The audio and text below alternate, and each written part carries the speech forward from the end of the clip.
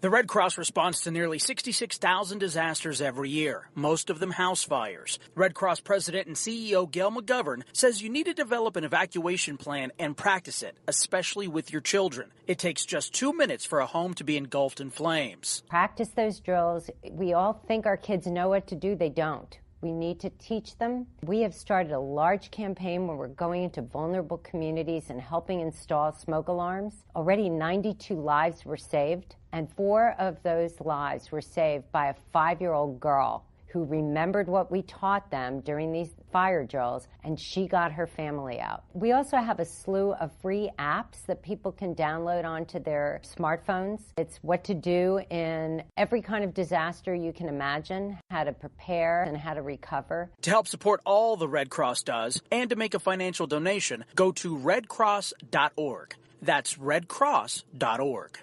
See that cute little dog in the pet store window? Chances are it came from a puppy mill. A breeding facility that forces caged, neglected, and often sick dogs to churn out puppy after puppy to be sold for profit.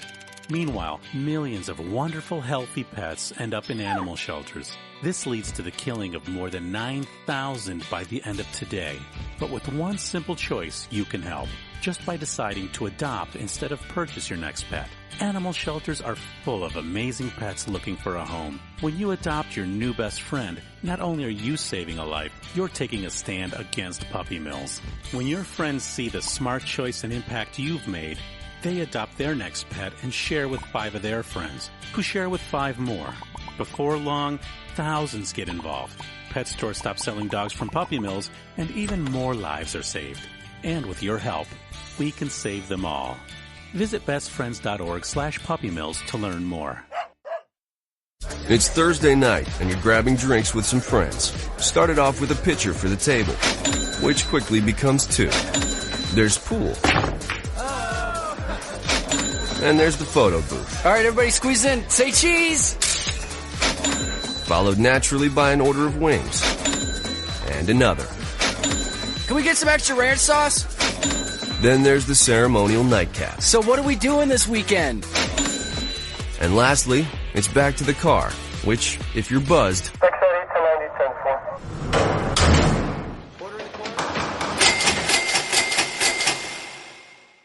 could be the most expensive night of your life.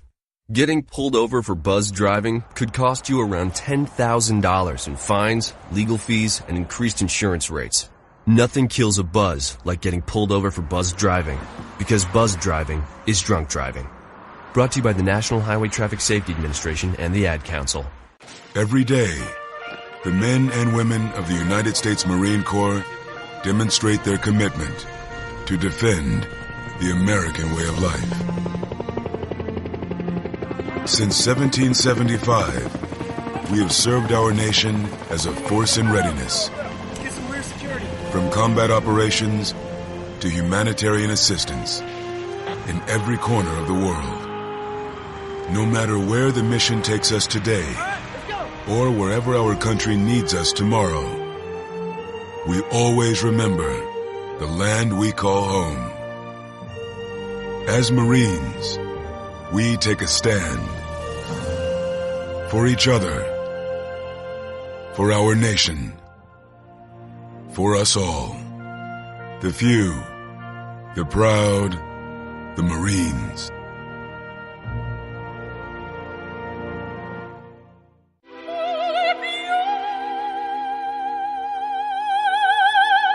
The human voice. It can be sweet as music, powerful as thunder, and so, my fellow Americans, cheerful as laughter. But for millions of people, it can also be a sign of COPD. This serious lung disease can make it so hard to breathe, you often can't catch a breath or finish a sentence, let alone carry a tune. And many who have COPD don't even know it. That's where your voice comes in. If you think you or a loved one have symptoms, talk with a healthcare provider. Early diagnosis can mean better treatments and quality of life. Join us in raising our voices for the millions with COPD who can't. Learn more, breathe better at NIH.gov. 1, 2, 3, 4. As a mother, you don't want to have to worry about this bill is coming, but then she needs this chemo. That's a decision you shouldn't have to make. It's a huge burden lifted financially, and so it allows you to give singular focus to your child. I've never known a hospital that takes care of their patients so thoroughly. That was the first thing I was like, how are we going to do this? When they told us that we didn't have to pay a single bill, I was like, wow. They pretty much have saved us. It's like the world has been lifted off of your shoulders, and now your focus is supporting this child. There is not another hospital like St. Jude. The patient care is unmatchable. It saved my life. It saved my daughter's life. It saved our family. St. Jude Children's Research Hospital. Finding cures, saving children. Learn more at stjude.org. The following program is closed captioned for the thinking impaired. Zinc Media. Feel the power of knowledge.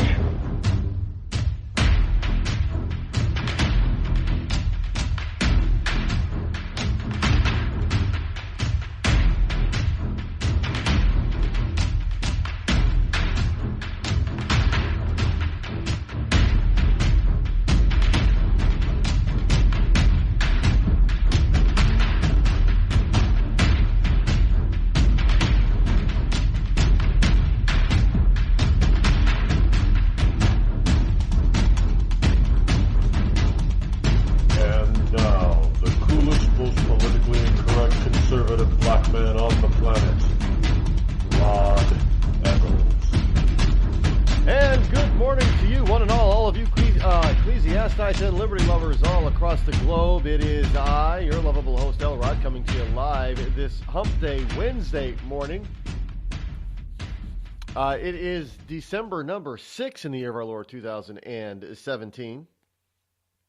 As we get started here, rolling along, like on the second hour, of course, we have the Intel report. Going to get in some information and some intel of what's really happening out there in the Middle East and how it's going to possibly affect us, at least some of our allies in that region, and I know Trump has sparked the flames, has sparked a flame by saying that Jerusalem, we're going to recognize it as the capital of Israel, which in my book, is look, everybody else already knows that it is. Israel did it, moved their capital to Jerusalem, so it's pretty stupid not to say, well, we're not going to recognize. That's like saying, okay, we're not going to, a foreign country is just going to decide that New York City is still the capital of the United States. They haven't recognized Washington, D.C. Who cares? How is that a big deal? But anyway, we'll get into that.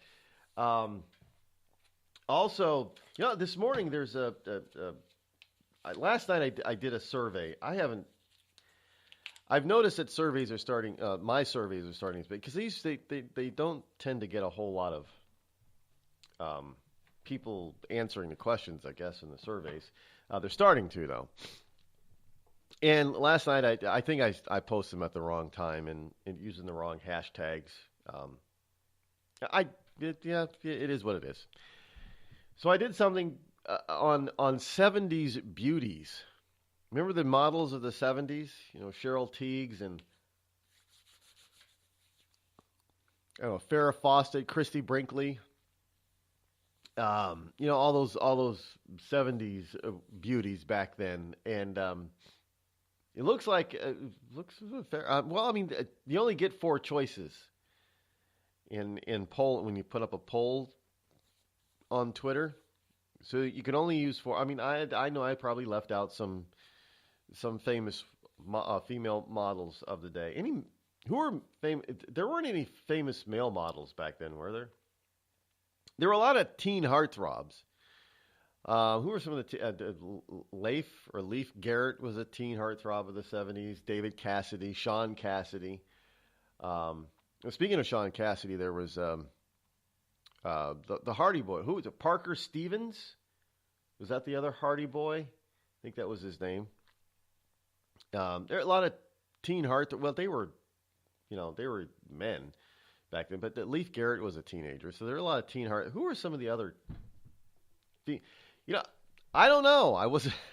I didn't follow the boys. Who are some of the teen heartthrobs back in the day? For you girls, if you ladies, who did you play?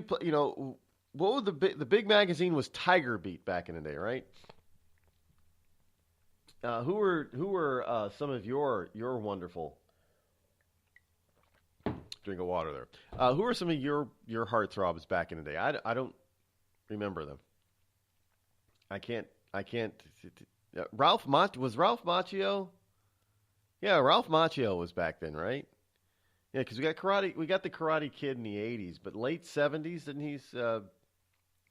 didn't he come out in late 70s, or maybe he was an 80s one? I don't know. Yeah, I guess he was more 80s. I don't know.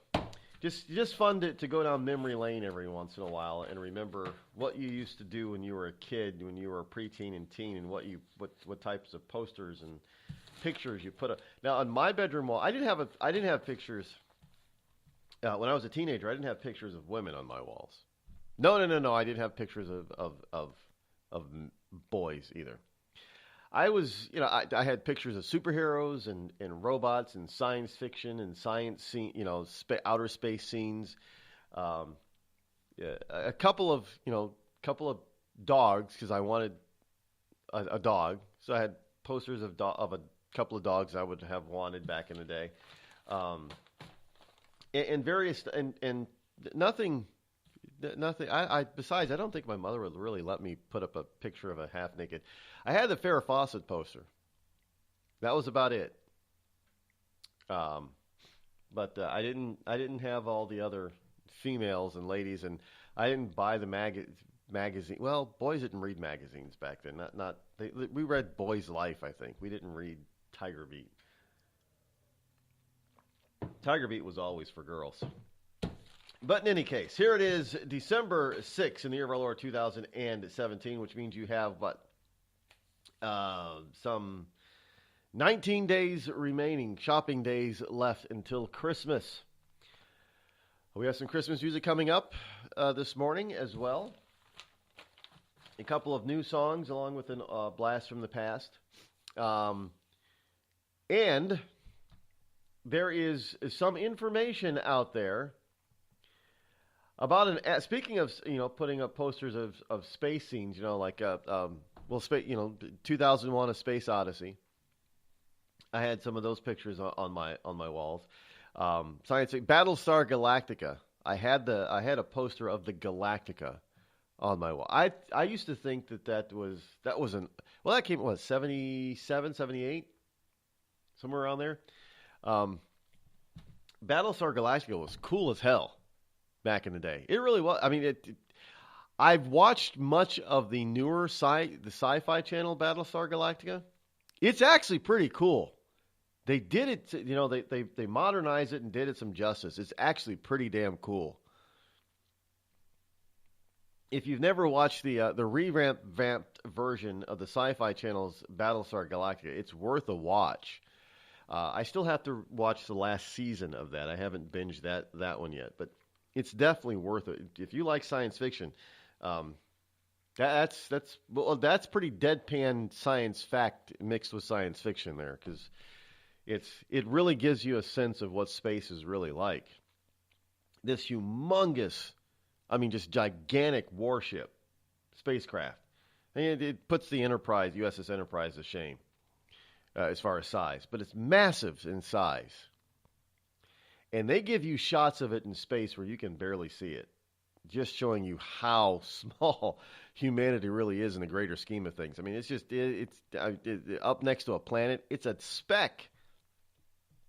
It really is. They do some good shots in that. They give you some good, Star Trek and other places. You always see the Enterprise up close. So it always looks larger than life. The Galactica, oftentimes they make it really show out to be this tiny little speck of a thing out there in the vastness of space. But NASA admits an asteroid worth $10 quadrillion would sink world economy. Now, NASA's on a mission to visit an asteroid that is worth so much money, it would destroy the world's economy, so they say. Now, understand the reason why certain things on this planet are worth what they're worth to mankind is because of their so-called and perceived rarity. Now, I know that there are certain items, certain things that are not rare, but they're perceived to be rare, and that's why they have value. Diamonds are not rare, by the way. They're not. It's all marketing. And it used to be that, you have now they call them chocolate diamonds. It used to be that brown diamonds were used in industrial diamonds. They were crushed for industrial diamonds. Brown diamonds of different, different shades of brown, they were tossed aside. They were not considered very valuable diamonds. Now the De Beers family has decided, we get all these brown diamonds. Let's call them chocolate diamonds. Now all of a sudden they're considered to be, rare and valuable. No, they're not. It's all marketing. Now other stuff is rare, more rare, and it's valuable. But if you're able to get this stuff, see, this is how economies are going to have to change in the future. And this is what some people are talking about when it comes to cryptocurrency. It's not based on rarity of anything. Because if we can go into outer space, we got rare earth metals are rare, so they're expensive. Gold, is hard to come by. Copper is highly useful and hard to come by. If we were actually able to go to an asteroid, to the asteroid belt, and start mining the asteroids, well, that would make a lot of our precious metals and gems on this planet not so rare anymore. Which means all of our economies, which are based on this and has been since probably the dawn of time and money, we'd have to change it. I mean, so this is what they're talking about here. This is possible and plausible. Within the next, by the time this century is ended, now, folks, we're still in the early parts of this is. Think of the Roaring 1920s. Well, we're coming up to a potential new Roaring 20s, the 2020s. And we're talking about a lot of science and space exploration that is possible over the next 80 years. Now, if you don't think that we can get there, try to remember where we were in the year 2000. Okay, it's almost 2018. So we're 18 years into this new century, pretty much. And look how far we've come. I mean, year 2000, we didn't have smartphones, did we? We didn't have a lot of the stuff that we take for granted today. We didn't have, some of the stuff was still science fiction, like iPads, basically. Smart cell phones.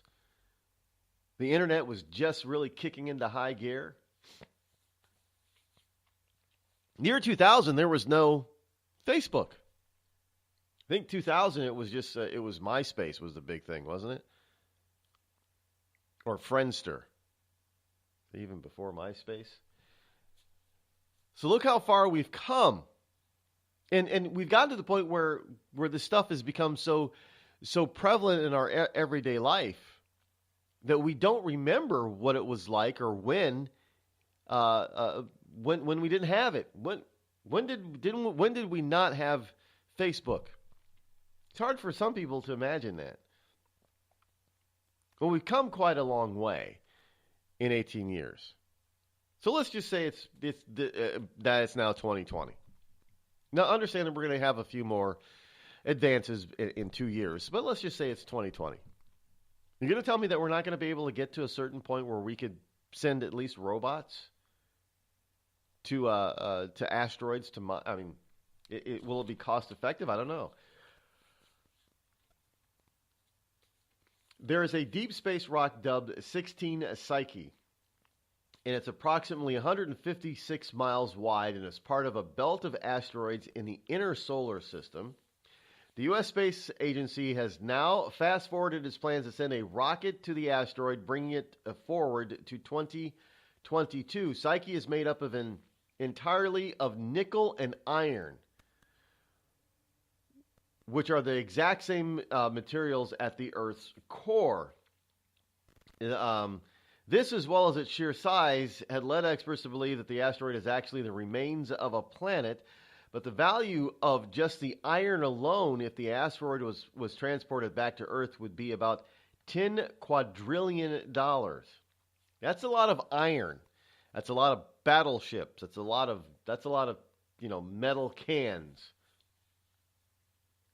I don't know how long it would take to actually to mine that iron of 10 quadrillion. That's a lot of. Can you imagine? That's more than a trillion. I mean, 10,000 quadrillion. I can't even quantify that for you. So what is it? Is that like a million trillion? Or a 1,000 trillion? Then I don't. It's a ridiculous. Nobody can fathom that number.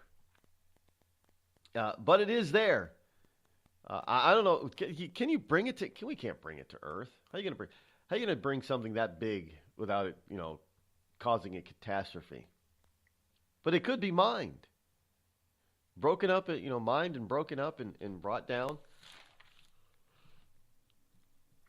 It could change the basis of the way our economy is done. And that would definitely affect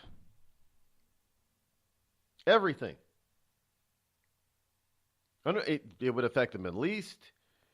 Think about it. If you could get other elements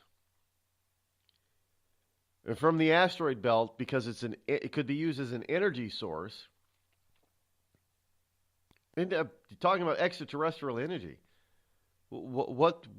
how is that going to change the face of politics? Are some of these countries that are at the center of world politics, are they going to resent that? Because it's going to change the entire. There is a big change coming, folks. Things are not going to be the same. You're going to have to be ready for it. One of the things you can do to get ready for it, well, obviously listen to this. Keep listening to this program. You're listening to me, your lovable host, L. Rod, here on the Rod Eccles Show. We've all heard of male enhancement, but now there's an expert on true male enhancement in the areas that really count. In Herb Ellis's book, Husband 2.0, Real Male Enhancement, you'll find answers to questions like, why doesn't she want to have sex? A quick start, quick results workout guide, plus what you can do as a side hustle to make money now. With all the great tips in this book, every man can benefit. Get the book, Husband 2.0, Real Male Enhancement, on Amazon.com.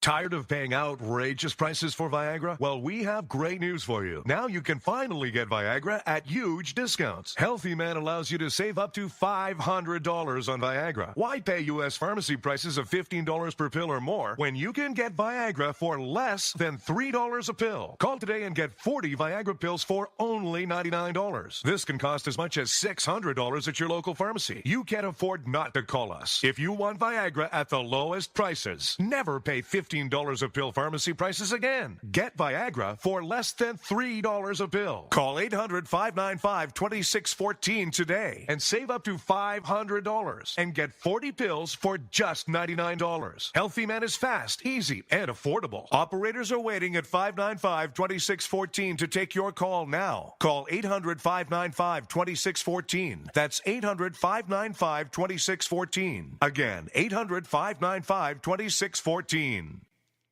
This holiday season, help Soldiers for Stockings improve the morale and welfare of members of our armed forces deployed overseas. Now through November 20th, there is so much work to be done, and you can help in many ways. Download the stocking pattern from stockingsforsoldiers.org and start sewing today. Volunteer to help decorate and assemble stockings. Donate Christmas candies, snacks, nuts, chips, drink mixes, DVDs, books, magazines, lip balm, toiletries, and other items needed to fill the stocking. Or help make packets of snowman soup, hot chocolate, booklet to send along with the stockings. For more information, patterns, and a list of items needed, visit stockingsforsoldiers.org. This holiday season, help send our troops a touch of home. For many, it's all they will receive. All stockings need to be completed by November 20th. So get started today at stockingsforsoldiers.org. That's stockingsforsoldiers.org. Stockings for Soldiers, sending stockings filled with joy to our soldiers in harm's way for the 9th consecutive year.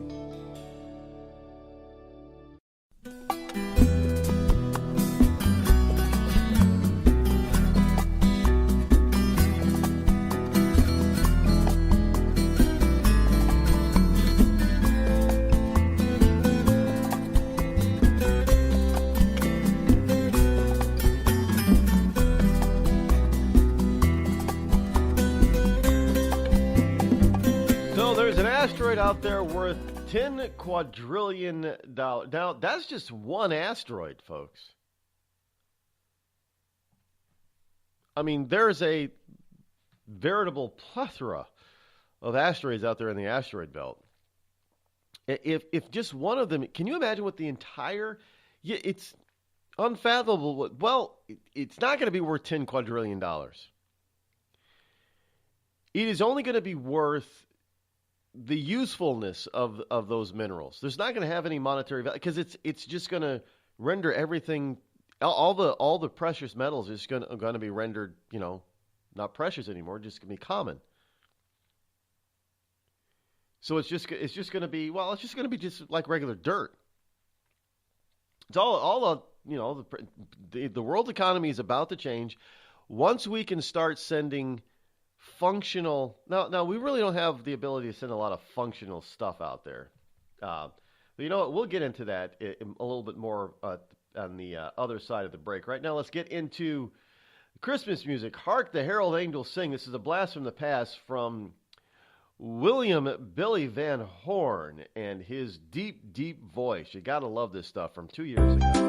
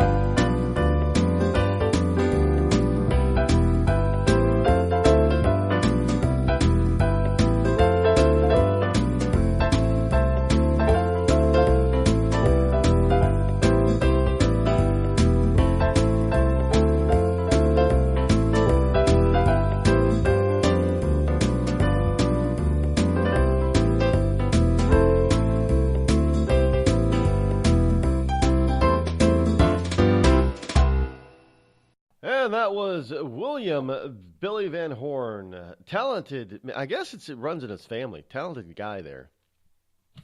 With his piano version of Hark the Herald Angels Sing. If you've ever heard Billy Van Horn talk or sing, he's got this kind of Lou Rawls voice.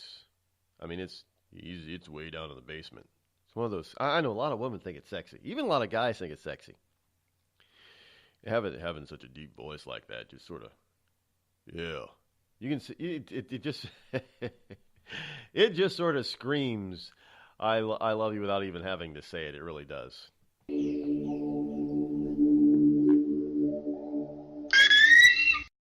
You're listening to The Rod Eccles Show. Let truth be told. On the battlefield, there's a saying America's military men and women live by. Never leave a fallen warrior behind. Ever. Off the battlefield, Wounded Warrior Project operates with the same goal. We leave no warrior behind. Wounded Warrior Project is a non-profit organization created to help our men and women returning home with the scars of war. Whether those scars are physical or mental, we're here to make sure that they heal. And whether it's helping those with post-traumatic stress disorder live a normal life again, or giving much-needed support to injured warriors in veterans' hospitals. Because no one deserves our help more than the men and women who risk their lives to keep us safe. Wounded Warrior Project. We never leave a fallen warrior behind. Ever. Learn more about what we do at woundedwarriorproject.org. Think fast. In the short time it takes to listen to this message, a small flame can turn into a big fire. Several minutes more, and thick, poisonous smoke may have filled your lungs and reduced your ability to respond. Give it 5, and your entire home may be filled with flames. Keep breathing. We've got you. Don't let your world go up in smoke. Have working smoke alarms and practice an escape plan for you and your loved ones. Learn more at usfa.fema.gov, because fire is everyone's fight. Have you mixed your pain meds, your sleep meds, your allergy meds? Call the Poison Helpline. Has your child eaten a tube of toothpaste, a chip of paint, a wild mushroom? Call the Poison Helpline. Have you been bitten by a spider, a snake, an insect? Call the Poison Helpline. Poisonings can happen at the home, on the job, or in the great outdoors. Call the Poison Helpline first for fast, free advice from medical professionals. Call 1-800-222-1222 anytime, anywhere. 1-800-222-1222. Save the number, save a life. Brought to you by the U.S. Department of Health and Human Services. Hi, I'm Hillary Duff. As a mom, I'm proud to support the March of Dimes in helping more women have full-term pregnancies and healthy babies. That's why I walk in March for Babies. The money we raise funds research and local programs that help babies overcome the challenges of premature birth and birth defects. Sign up today at marchforbabies.org.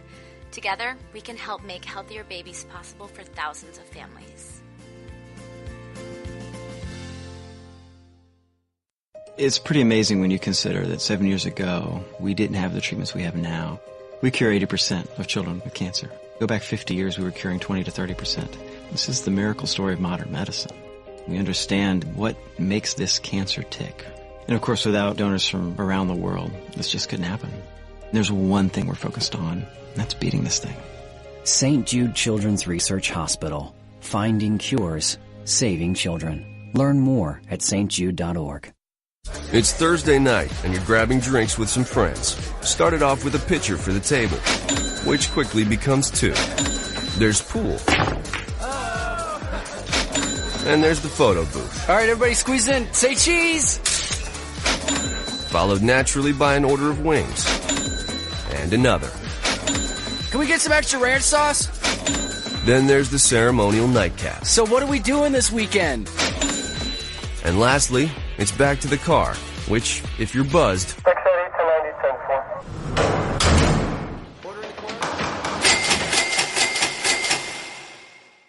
could be the most expensive night of your life.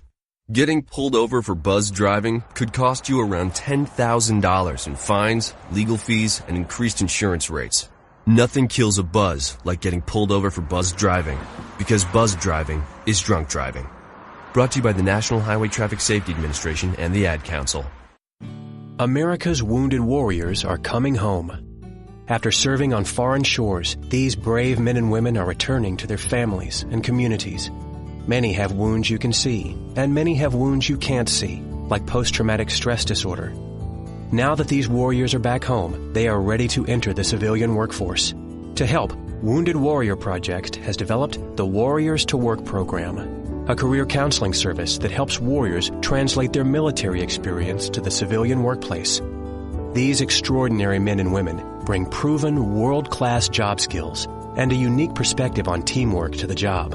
And to ensure the right warrior finds the right job, Wounded Warrior Project works with employers to find just the right match. When you hire a wounded warrior, you hire an intelligent, talented, and committed new employee. Contact Wounded Warrior Project at findwwp.org. Welcome home the brave.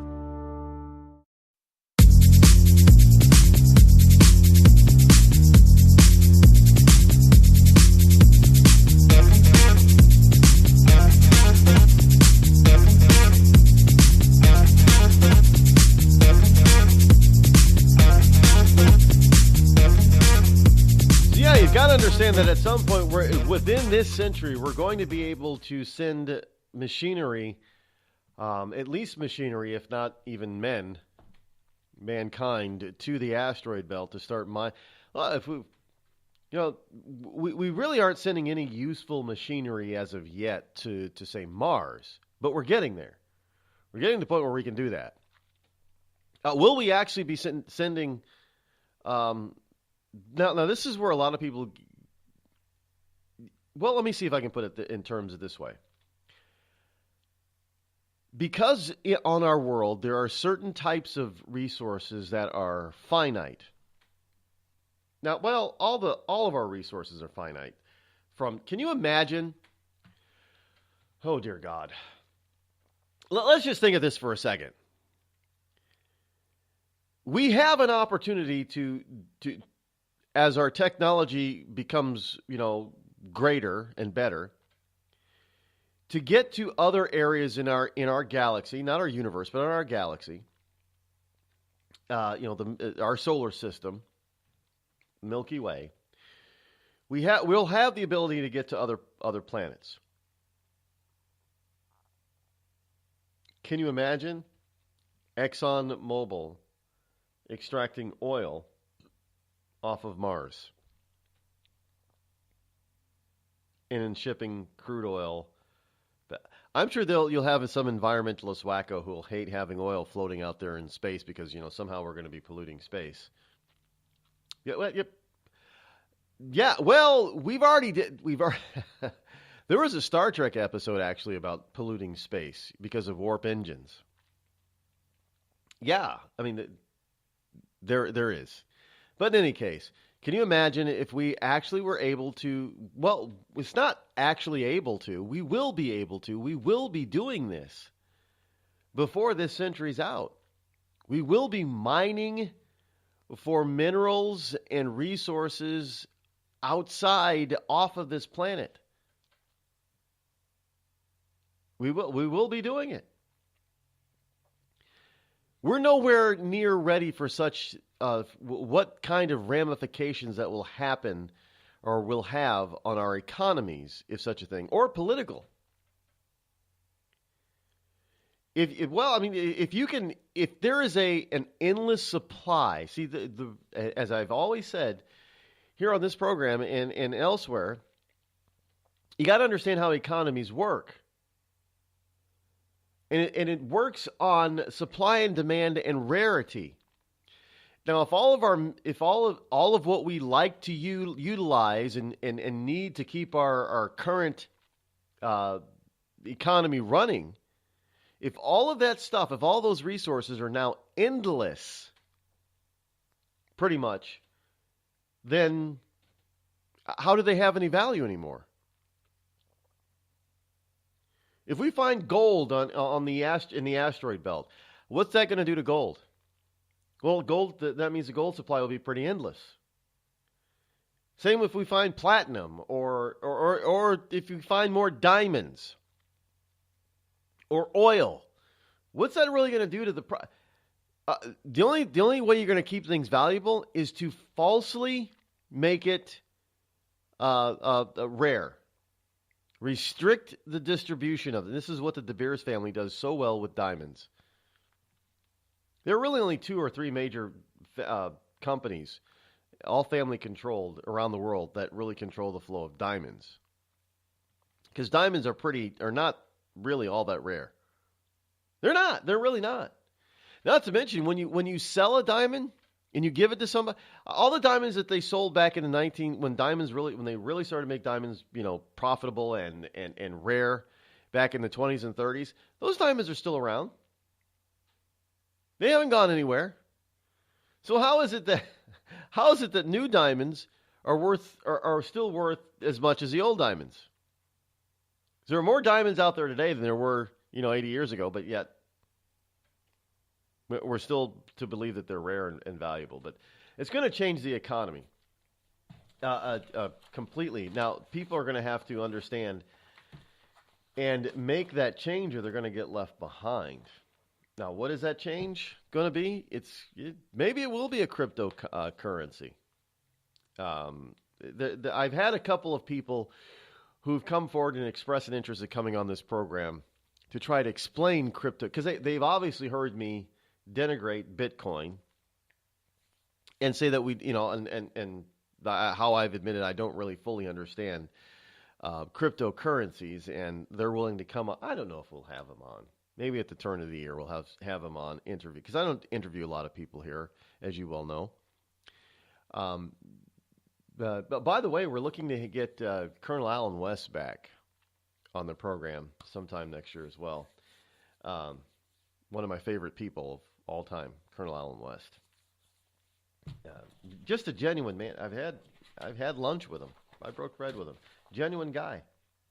For reals. He's a reals dude.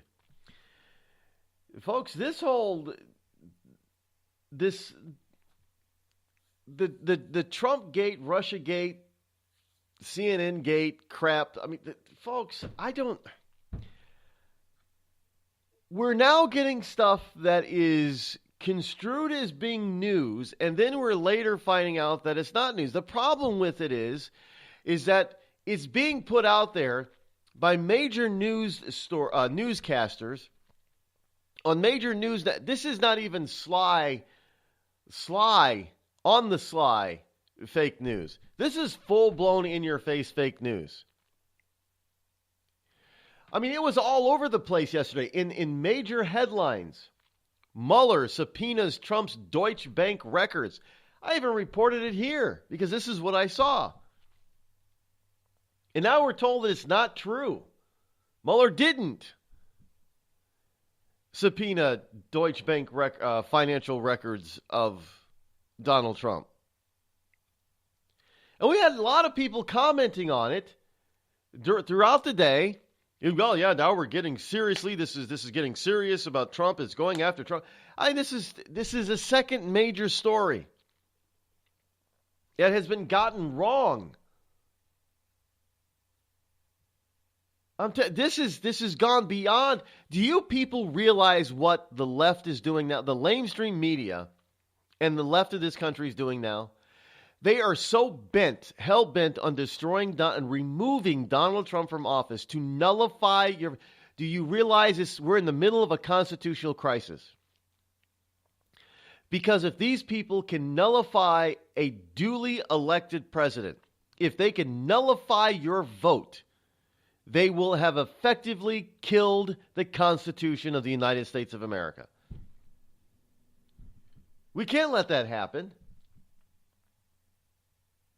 I mean, these people, every time they run around pointing a finger at Donald Trump or some of Donald Trump's minions, the reality is they're covering up their own asses. I mean, now we've got, the guy that was just, what's his name? Struck? Whatever. S-T-R-Z-O-K. I don't know how the hell you pronounce it. I've never heard it pronounced except for people who don't know how to pronounce it.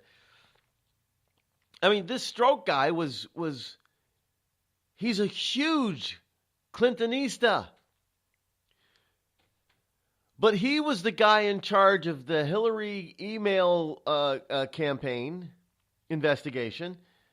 And yet he's out there praising Hillary. I mean, and I guess now this morning, a lot of the emails a lot of postings on Twitter and Facebook have been taken down. It's too late. Don't you know, once it's up on the internet, somebody sees it, it's up there forever.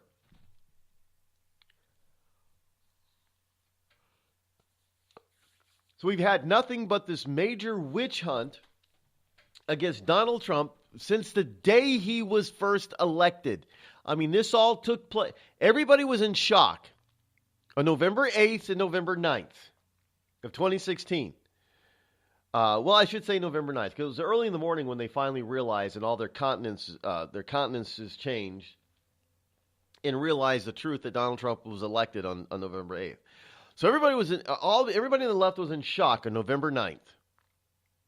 November 10th, they began their push to get rid of Donald Trump and to nullify your vote. I mean, we saw it with the Occupy people and the Antifa people. Well, it was before they became Antifa, right? You better fix this right now. I swear I'm going to kill myself. I need a doctor. You better fix this shit right now. Remember that girl? That's when they started. They started scheming and plotting and planning to take out Donald Trump, to remove him. That was they were talking about impeach. I mean, you still got Maxine Waters. Yeah, we're going to. What are you going to impeach him for? What are you going to impeach him? I don't know. Over something. They just want to get rid of him. The man doesn't even. Because he looked at Maxine Waters wrong. We're going to impeach him. Impeach 45. Impeach 45. Why? What did he do? Everything that you're accusing him of doing, actually, it's what Hillary Clinton did. So they come out with fake news. Oh, yeah, well, we're getting, Mueller's getting close now. And then they start cheering. And then we find out it's a lie. The problem is half of America that has seen that story don't know that the story's fake now. I mean, that's the reality. You've got a bunch of liberatis out there who believe that Mueller is investigating, is trying to get a hold of Deutsche Bank records of Donald J. Trump because there's something there. He wouldn't ask for them if he didn't think there was something there. There's something there. The story's fake, false. But half the people who saw that story are going to believe it. Still, because they haven't seen the retraction. They haven't seen that it was fake. They haven't seen that it was, that it's fake news. And even once they're told, they're still going to believe it. Oh, there's something there. That's the reason why they do this, folks. Because there are some people out there that are so stupid, even when the truth slaps them up against the face, they're still going to believe the lie. Because that's what they want to believe. So I don't know what to believe anymore. Do you? Because this was plastered all over the place. And now this, late yesterday and this morning you're finding out, no, that was fake news. He never did. Did he or did he not? Can we get some truth here? Did Mueller, has Mueller said that he hasn't? I haven't seen a story that says that where Mueller is denying it. So the question is, did he or did he not subpoena Deutsche Bank records of Donald Trump? Or anybody else? This whole thing has got to be shut down. Donald Trump needs to go to Mueller and say, look, do you have any evidence on Russian collusion? Illegal activity. Russian, no. Then you're done. This has been going on Mueller hasn't been in charge of it for 18 months, but this has been going on for 18 months. A year and a half. All throughout, so far, all throughout President Trump's presidency. It's time for it to end. When you start tripping up people on process crimes and not the crime that you're trying to investigate and find evidence on, you've got nothing. Which means that there was no crime. And in other words, there would be no crime if you didn't say there was a crime and try to get people to confuse people into thinking that there was a crime. And unless they come forward, you're going to charge them with a crime. And they don't know what the hell's going on. And so they, without even realizing it, they may trip themselves up and end up in a crime called a process crime. Oh, you lied. Well, I didn't really lie. I didn't remember everything correctly. I mean, your testimony was different from this day to this day. This is why you should never, talk to government people without your lawyer, and you should only answer their questions once. Because they will trip you up and get you on what we call a process crime. And once they get you on a process crime, then they can force your hand and twist your arm and make you say things and believe things that didn't actually happen in order to get bigger fish. Think about that. Or if you don't, then you just go to jail. Well, we can't. I don't even know why I keep bringing it up.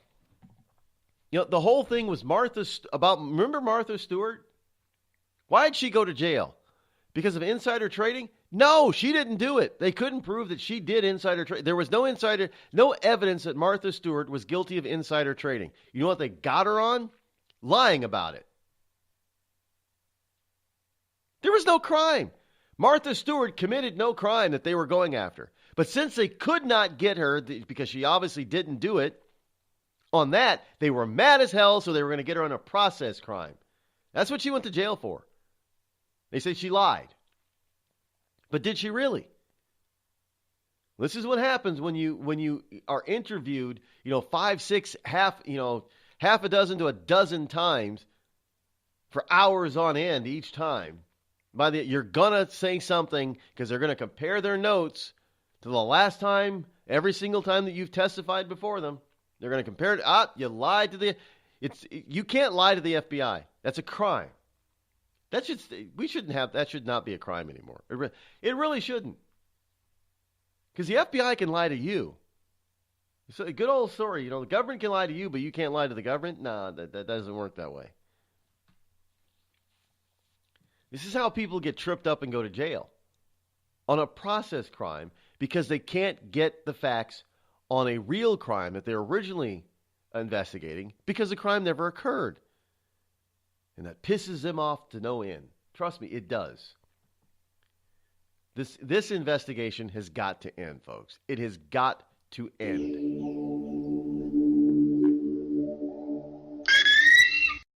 Hello, America. It's me, your history. I remember a time when we thumbed our nose in a king's face and sent him packing. And when fascists and emperors talked a little bit too loud, we showed up, tore their cities to the ground, and then rebuilt them just to prove we could.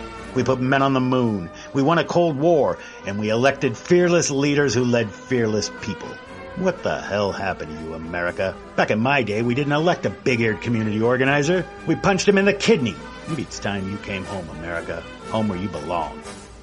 We've all heard of male enhancement, but now there's an expert on true male enhancement in the areas that really count. In Herb Ellis's book, Husband 2.0, Real Male Enhancement, you'll find answers to questions like, why doesn't she want to have sex? A quick start, quick results workout guide, plus what you can do as a side hustle to make money now. With all the great tips in this book, every man can benefit.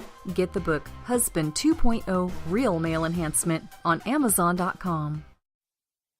Tired of paying outrageous prices for Viagra? Well, we have great news for you. Now you can finally get Viagra at huge discounts. Healthy Man allows you to save up to $500 on Viagra. Why pay U.S. pharmacy prices of $15 per pill or more when you can get Viagra for less than $3 a pill? Call today and get 40 Viagra pills for only $99. This can cost as much as $600 at your local pharmacy. You can't afford not to call us. If you want Viagra at the lowest prices, never pay $15 a pill pharmacy prices again. Get Viagra for less than $3 a pill. Call 800-595-2614 today and save up to $500 and get 40 pills for just $99. Healthy Man is fast, easy, and affordable. Operators are waiting at 595-2614 to take your call now. Call 800-595-2614. That's 800-595-2614. Again, 800-595-2614.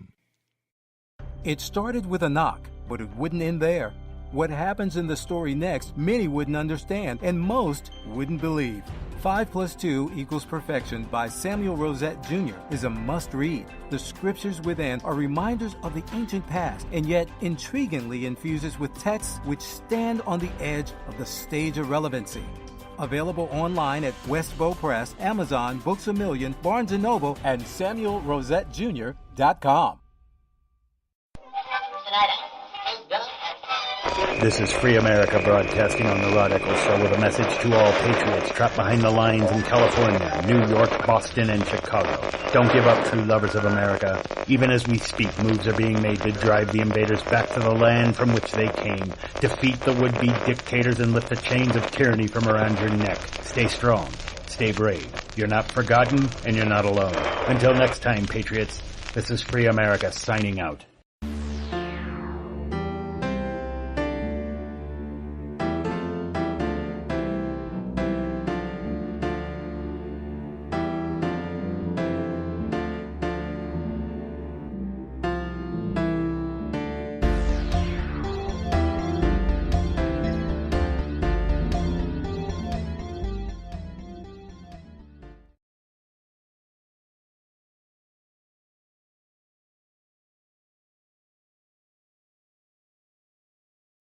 You're not going to believe why California's educational system is about to be sued.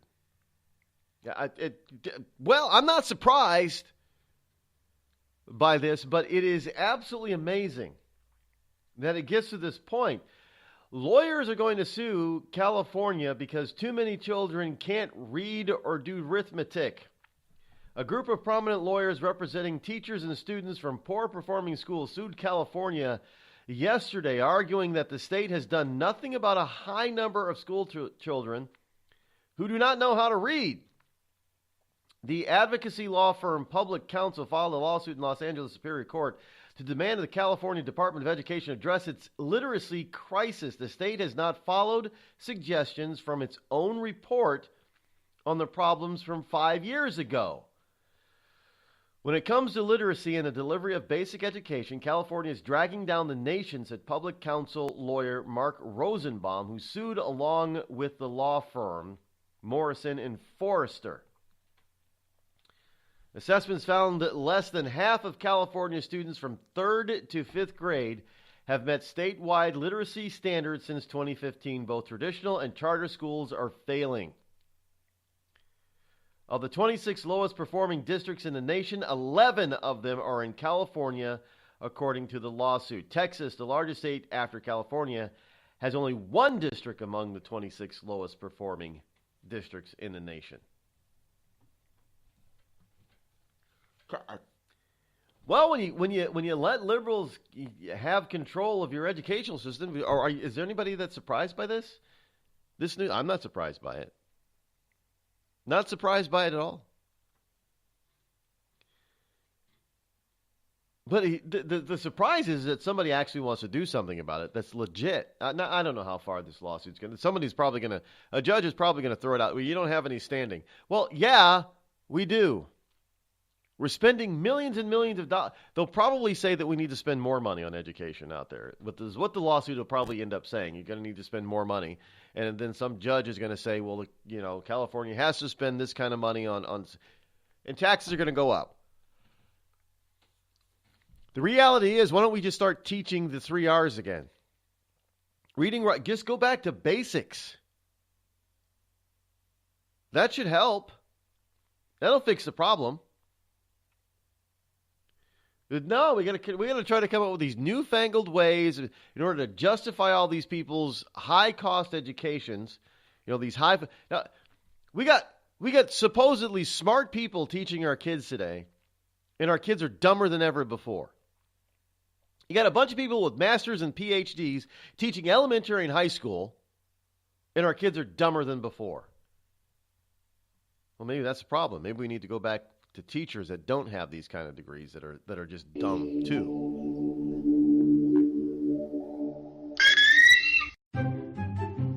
Have you ever thought to yourself, I'm a leftist elite Hollywood a-hole? If so, good news. The Rod Eccles Hollywood Community College is now open, featuring such courses as Unemployment is not paid vacation. No, Americans don't want to spend $19 for an order of french fries and the ever popular Shut the Hell Up. Why, just listen to this big-time celebrity endorsement. I'm not Rosie O'Donnell, and I think this school's offensive, sexist, and racist. And I think you're a giant a-hole who needs to shut the hell up. Hey, we teach a course in that. The Rod Eccles Hollywood Community College, where being an a-hole is not a guarantee you'll be an A student.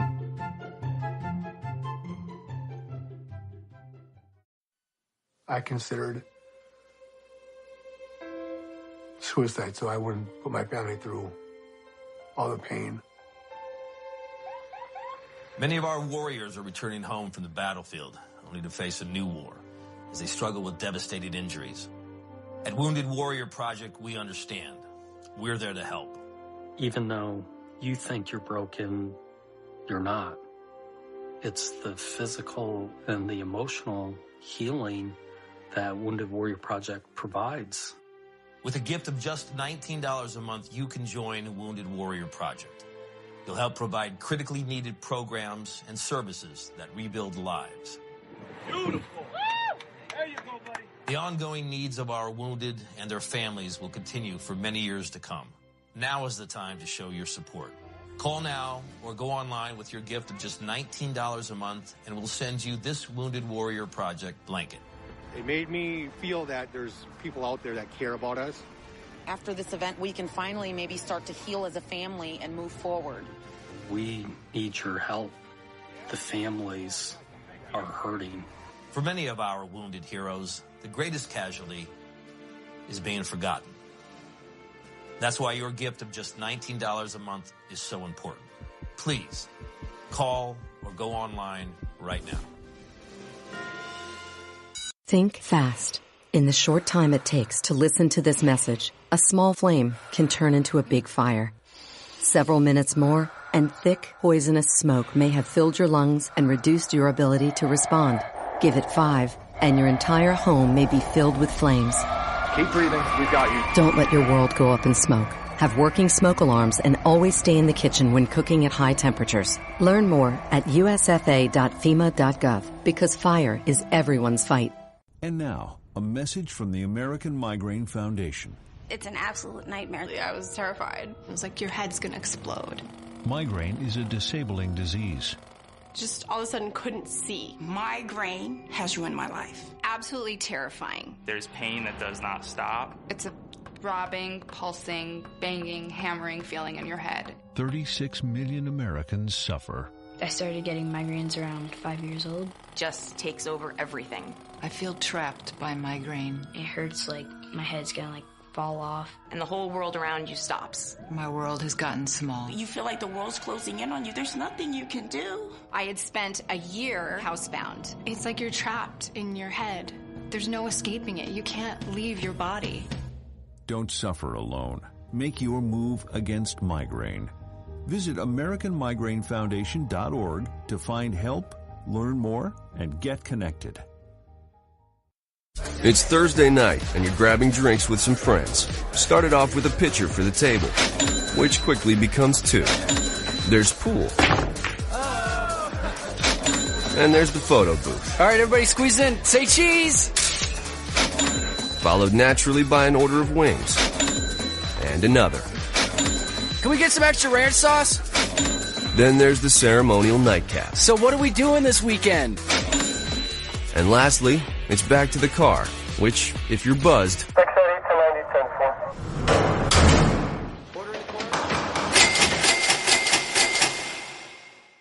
could be the most expensive night of your life. Getting pulled over for buzzed driving could cost you around $10,000 in fines, legal fees, and increased insurance rates. Nothing kills a buzz like getting pulled over for buzzed driving, because buzzed driving is drunk driving. Brought to you by the National Highway Traffic Safety Administration and the Ad Council.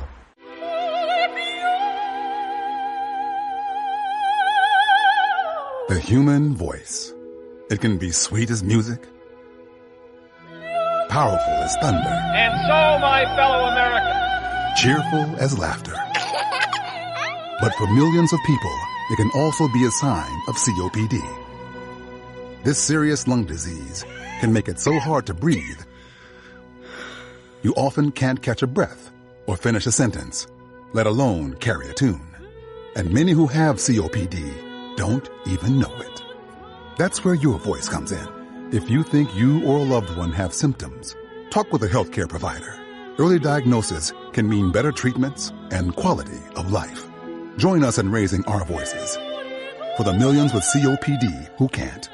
Learn more, breathe better at NIH.gov.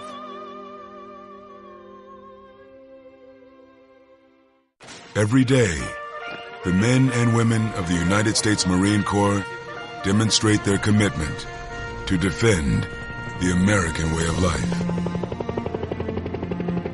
Since 1775, we have served our nation as a force in readiness. From combat operations to humanitarian assistance in every corner of the world. No matter where the mission takes us today, or wherever our country needs us tomorrow, we always remember the land we call home. As Marines, we take a stand for each other, for our nation, for us all. The few, the proud, the Marines.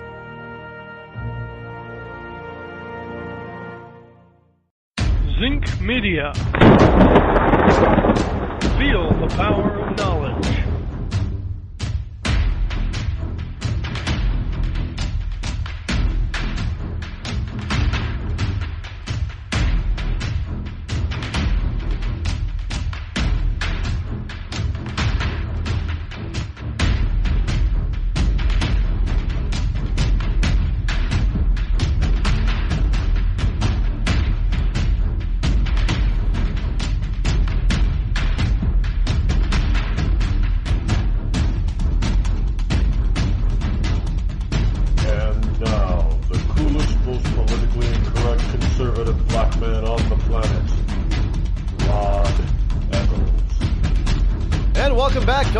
Lovers and ecclesiastites as we get into hour number 2 here on the Rod Eccles Show. Here it is on Hump Day, Wednesday, otherwise known as Wednesday, December number 6 in the year of our Lord 2017. You have, 19 shopping days left until Christmas if you are so inclined to be commercialized.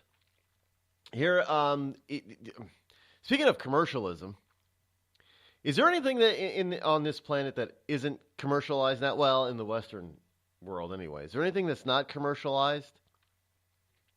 Everything is. There is this new stuff. It's not new stuff. It's a new. It's not a new candy. I keep seeing these commercials for it now. For Hi-Chew. Now it got me. I'm watching these commercials. It's this chewy candy that tastes just like real fruit. Well, why don't we just eat fruit? Why do we got to import this fruity tasting candy from Japan? Don't we already have enough fruity tasting candy here already? And if you want something that tastes like green apple, just go out and get a green apple and eat it. Why? I don't know. In any case, so everything is highly commercial, over-commercialized, highly commercialized, if you want to put it in those terms. But that's the way our world economy works. Everything has to be commercialized. You gotta be convinced to purchase something that you don't really need. I mean, seriously. I mean, do you really need to be, to be a fashionista and you've already got plenty of clothing right in your closet. Some of it, a lot of people, and this is true of guys too. Not true of me. You go to my closet and it's seasonal, and I probably wear just about everything that's in my closet at one point in the year or time of the year or not. But a lot of people, they go out and buy something, it gets put in their closet, and they still, 2 years later, it still has a tag on it. Why do people do that? I don't know. If I'm going to buy something, clothes, I'm going to damn well wear it. If I'm going to buy something to utilize, I'm going to damn well use it. They're going to buy it to put, it's all these gadgets this is this is why I hate my cable provider. I mean, how many shopping channels do you need? We've got Amazon and we've got, Home Shopping Network, and which one is Lori Grenier on? Is that the Home Shop? Or is that channel, shopping channel? I don't know. We got all these different shopping networks on television, and people buy this stuff. It's just junk, and people buy it. You go into Walmart, and this is where Walmart makes buku bucks. Is they put stuff on these shelves and they call it collectible. And you get these ill-educated people, because just like in California where they can't read and write and do regular math, you get ill-educated people who don't really fully understand finances and money. And they think that if they go into Walmart and they pick up that tchotchke, it's going to help prove and show how wealthy or how much money they have. And they place that stuff in their home, and it's worthless. You know what those figurines. I mean, it's just it's all and everything is cheap. I mean, cheap quality, not just cheap in price. It's just cheap crap. It's never going to be worth anything. Never ever. But people think it is, and they think that the more stuff you have, the wealthier. That's not the way it works. It's not the way it works. As well as going out there and this is what needs to change and what will change, what is happening in the Middle East. I mean, the perception is that because the United States didn't say that Jerusalem. Now remember, going into Walmart is perception. You're buying all that stuff out of perception that it's going to show that you're wealthier. The perception of the world was, since the United States didn't recognize that Jerusalem was the capital of Israel, that Jerusalem wasn't the capital of Israel. Now, if I'm not mistaken, did not Israel decide to move the capital from Tel Aviv to Jerusalem?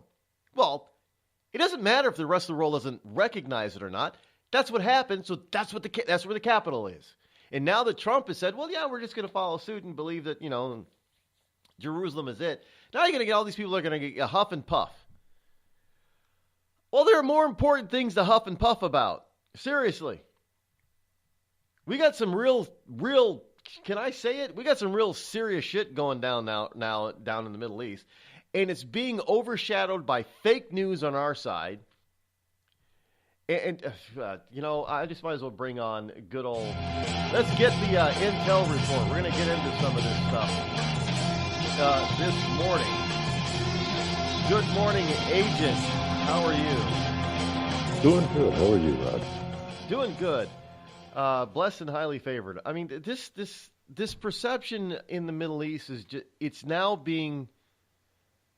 Well, am I wrong in saying that everything is starting to clear? The curtain, this curtain of illicit lies is now being pulled back, and people are starting to see what's really going on in the Middle East, especially with the assassination of a former king. He's not the current king.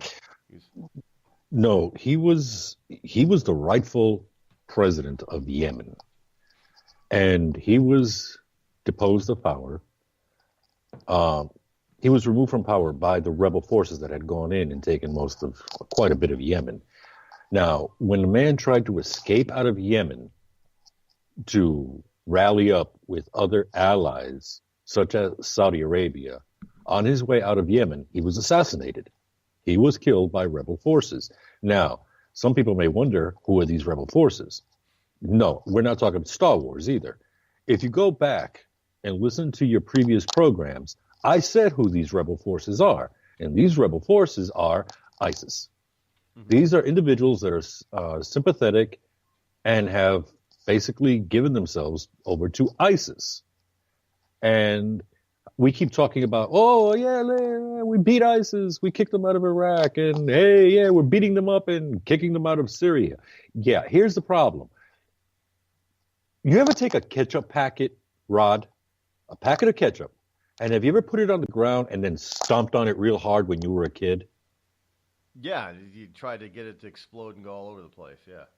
That's exactly what's just happened to ISIS. We stomped on them, they blew out, and now they've gone everywhere else.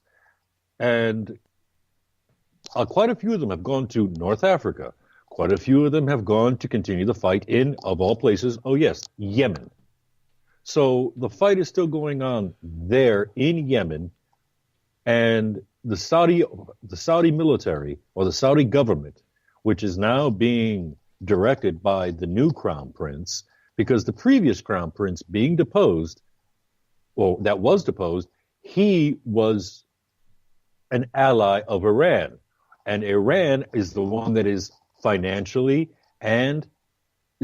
supporting, as well as giving equipment such as bullets, weapons, to these forces that are in Yemen. So what's developed now is that the UAE, the United Arab Emirates, they're realigning themselves. There is a new alignment that is currently happening in the Middle East now. And the UAE has stepped up, and they've decided they're going to be allies with Saudi Arabia because they see that these negative forces, these ISIS or Taliban individuals, could be headed their way next. So they've decided we're going to align ourselves with Saudi Arabia. This is something else that I reported or predicted. This is something I predicted before, where I told you there is going to be a new realignment in the Middle East.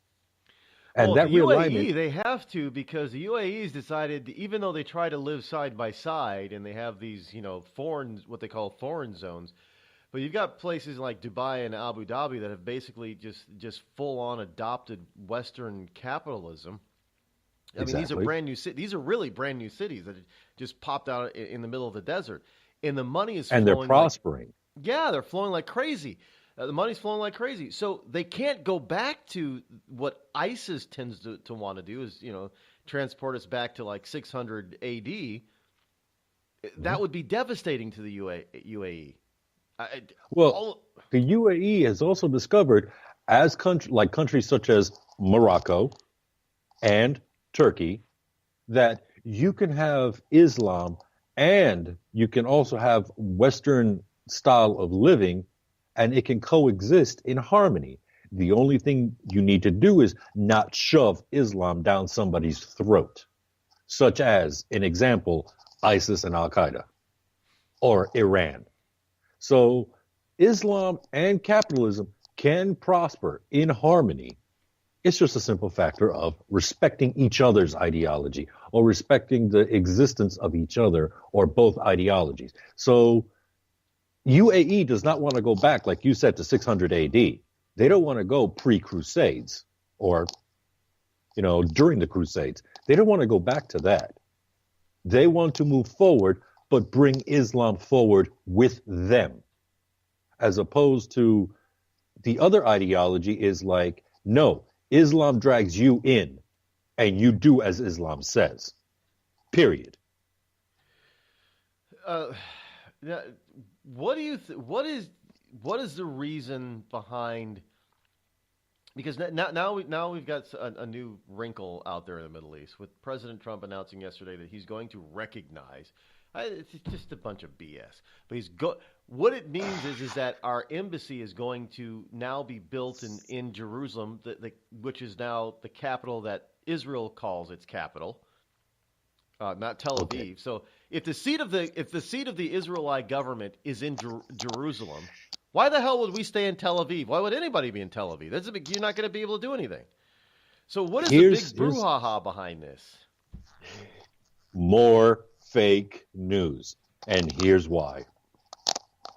All these other countries are upset because President Trump decided, okay, guess what? I'm going to move the American embassy from Tel Aviv and I'm going to move it to Jerusalem. Well, guess what? This was pre-approved in 1995. Yes, ladies and gentlemen, in 1995, this was pre-approved. And every 6 months, the President of the United States has to sign off on some paperwork saying, okay, we're going to keep the American embassy in Tel Aviv. But guess what? This was recognized that long ago. And President Trump just said, oh, well, The hard work's already been done for me. All we need to do now is just build a building. Oh, wait a minute. That's right. I know how to do that. So that's all it is. So, but to me, it's a simple case of this could be a mind game. This could possibly be a mind game. For the simple fact is, you're Palestinian, or you're Saudi Arabian, or you're some other Middle Eastern country. You get wind that the President of the United States is about to finally, since 1995, put the American embassy in Jerusalem. Guess what's going to happen? Okay, guys, we need to stop doing this. We need to make some kind of peace with Israel so this embassy is not built in Jerusalem and we can keep the Americans at bay. So we need to start doing a little give and take here. So let's knock it off. That could be the end game. This could be just a mind game that is being played by the president in order to get the Palestinians to say, okay, we're ready to talk now. That's all it could be. For all I know, he could be dead serious and say, yeah, no, that's not my idea. We're going to have the embassy there. I don't know yet.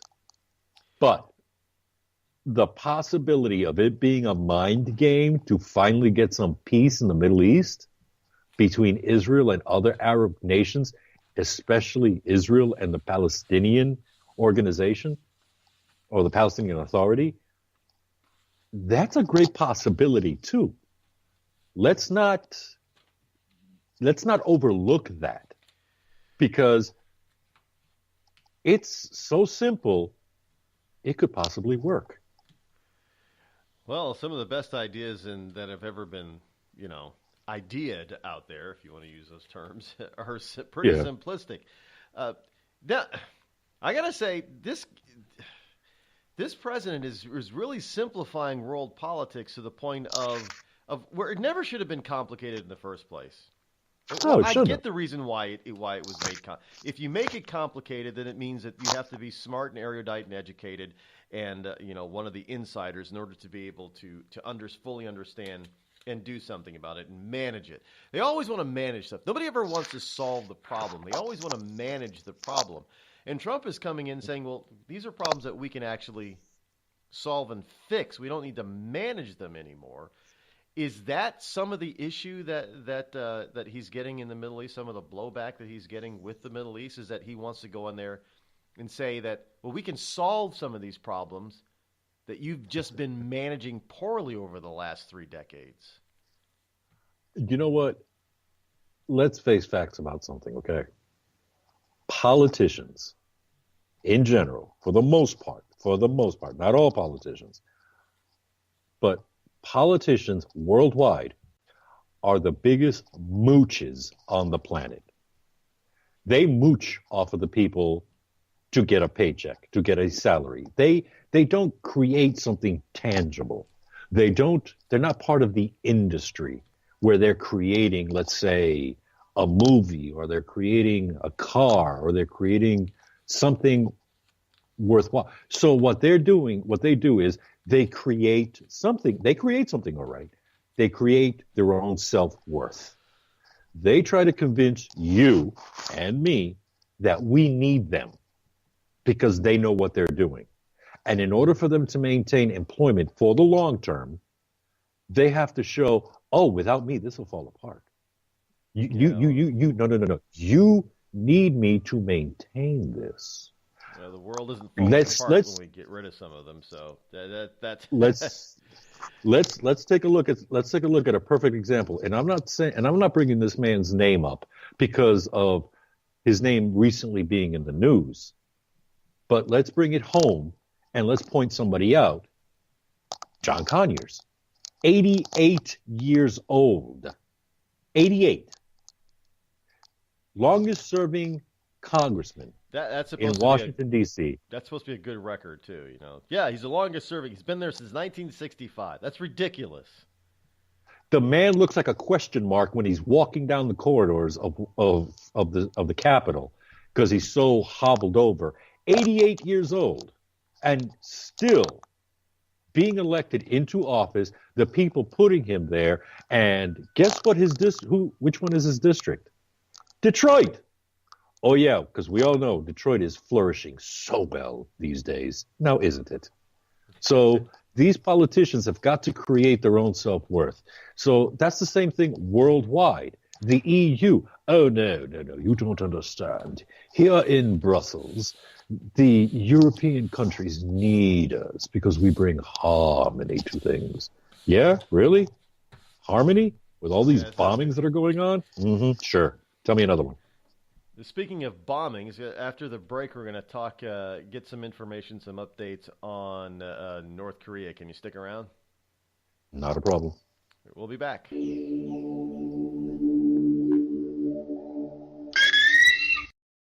You're listening to the Rod Eccles Show, the coolest, most politically incorrect, conservative black man on the planet. Tired of paying outrageous prices for Viagra? Well, we have great news for you. Now you can finally get Viagra at huge discounts. Healthy Man allows you to save up to $500 on Viagra. Why pay U.S. pharmacy prices of $15 per pill or more when you can get Viagra for less than $3 a pill? Call today and get 40 Viagra pills for only $99. This can cost as much as $600 at your local pharmacy. You can't afford not to call us. If you want Viagra at the lowest prices, never pay $15 a pill pharmacy prices again. Get Viagra for less than $3 a pill. Call 800-595-2614 today and save up to $500 and get 40 pills for just $99. Healthy Man is fast, easy, and affordable. Operators are waiting at 595-2614 to take your call now. Call 800-595-2614. That's 800-595-2614. Again, 800-595-2614. We've all heard of male enhancement, but now there's an expert on true male enhancement in the areas that really count. In Herb Ellis's book, Husband 2.0, Real Male Enhancement, you'll find answers to questions like, why doesn't she want to have sex? A quick start, quick results workout guide, plus what you can do as a side hustle to make money now. With all the great tips in this book, every man can benefit. Get the book, Husband 2.0, Real Male Enhancement, on Amazon.com. It started with a knock, but it wouldn't end there. What happens in the story next, many wouldn't understand, and most wouldn't believe. 5 + 2 = Perfection by Samuel Rosette Jr. is a must-read. The scriptures within are reminders of the ancient past, and yet intriguingly infuses with texts which stand on the edge of the stage of relevancy. Available online at Westbow Press, Amazon, Books A Million, Barnes & Noble, and SamuelRosetteJr.com. You know, a couple of weeks ago, a long-haired young person came into our bank and said to me, I bet you won't lend me money to buy an electric guitar. Well, he was making $100 a week, and he was over 18, and I said, I bet you I will lend you money to buy an electric guitar. And I did. So what happens? The punk gets busted for possession of dangerous drugs, and we're out $350. There's one thing about kids nowadays. You don't have to give them credit. Universal Bank. We trust you. About as far as we can throw you.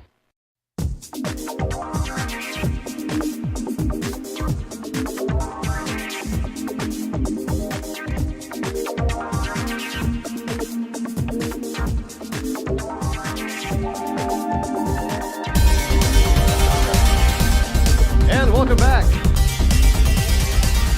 Briefly, as we get into talking about after the bottom of the hour break here, we're going to get into some North Korea stuff. But first, a quick little ditty about Santa Claus. You all right, Richard? Yeah. Santa bring my baby back to me. Santa bring my baby back to me. I don't need a lot of presents to make my Christmas bright. I just need my baby's arms wrapped around me tight. Oh, Santa, hear my plea. Santa, bring my baby back to me. Well, the Christmas tree is ready. The candles are aglow.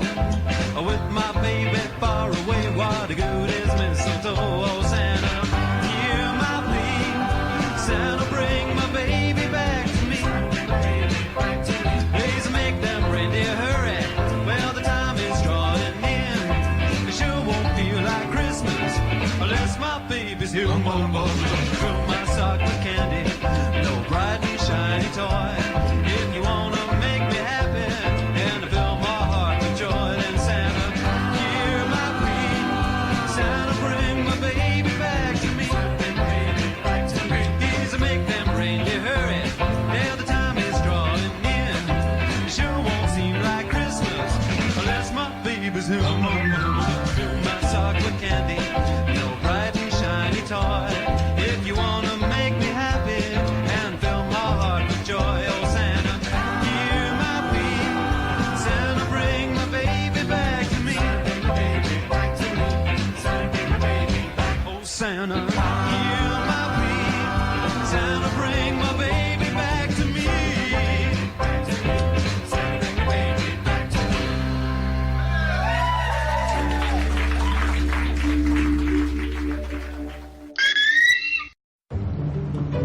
Dad, we need to talk. Can we just enjoy the drive? If you're not going to listen to me, who will we listen to? Jeffrey. Marcia Gay Harden, what? Eyes on the road, Dad. What are you doing? What are you doing in my back seat? How did you get in here? You're getting older. Not that old. Your brain's changing. It's natural. Yeah, that's what I was saying. Honey, I've got experience with this. Jeffrey, brain health is all about making the most of your brain as you age and helping to reduce some of the risks to your brain. Really? Now that's interesting. So, you'll talk to her about this, but not me. Marcia Gay Harden?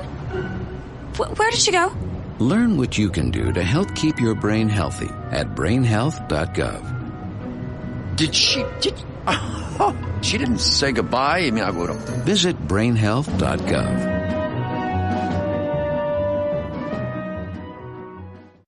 Every day, 70,000 puppies or kittens are born in the U.S. Cute, right?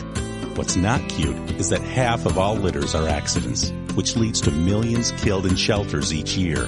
Turns out, those little cuties can get pregnant sooner than you think. But here's the good news. You can stop the accident before it happens. When you bring home a pet, get them fixed at 4 months old. Prevent more. Fix at month 4. Visit fixat4.com for more information. Brought to you by Best Friends Animal Society. There's a threat targeting America. One that's growing fast, but may still be hard to see. Lyme disease. Spread by tiny ticks, often smaller than the head of a pin. This dangerous disease is now more widespread than West Nile, tuberculosis, and HIV/AIDS combined. And if left untreated, it can lead to arthritis, facial paralysis, and even memory and concentration problems, often called brain fog. As the threat of Lyme disease grows to more than 300,000 projected cases each year, it's time for us to target Lyme disease. That means checking for ticks when you've been outside, even in your own backyard. It means seeing a doctor if you experience the symptoms of Lyme disease, which can include joint pain, flu-like symptoms, fever, fatigue, or sometimes a bullseye-shaped rash. Set your sights on stopping Lyme. Learn how you can target Lyme disease at targetlyme.org. Battles aren't won solely on the field. That's a common misconception. Battles are won within, over enemies of fear, enemies of doubt. In that place where promises are kept. Promises to oneself. This is a physical training event! Promises to one's community. Helping people move debris out of their house. Promises to one's country. In the heart of every Marine, you'll find a promise. A promise forever kept. A promise of battles won.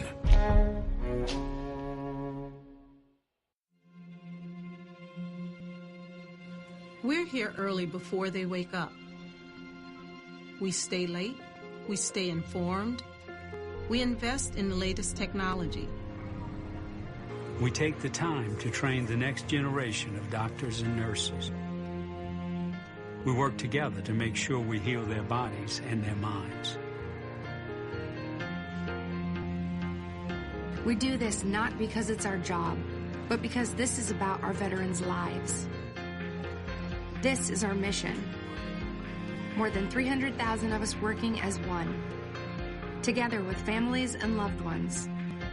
No matter where they live in this country, we'll be there.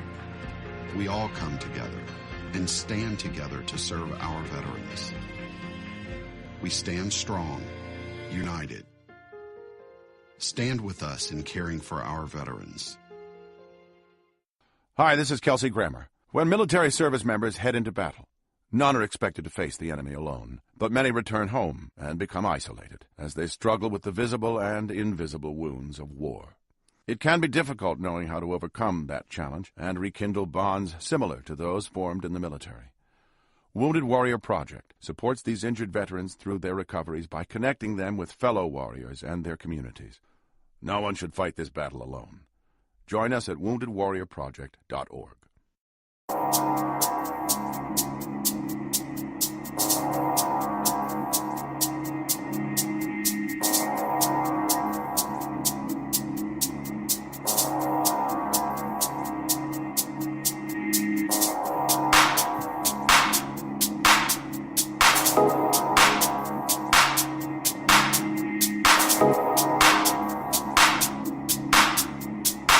Okay, let's go. Let's go indeed. Anything better than, you know how you get up and go in the morning? A lot of people use coffee. Is there anything better than coffee? Well, yeah, there is. A good scotch and a cigar, but I would suppose that maybe the scotch at 8 in the morning, it might be a little bit much, so you have to go the next best route, which is a good strong coffee. By the way, I take my coffee black. Now, I gotta, is that racist? If a white person wants black coffee, is that racist? I mean, because, you know, we're all on this racist stuff lately. Everything is white privilege.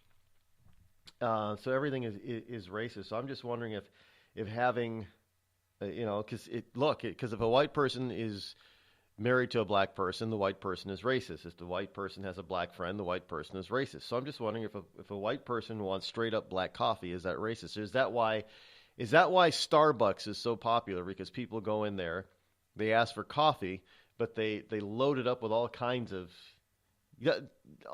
crap.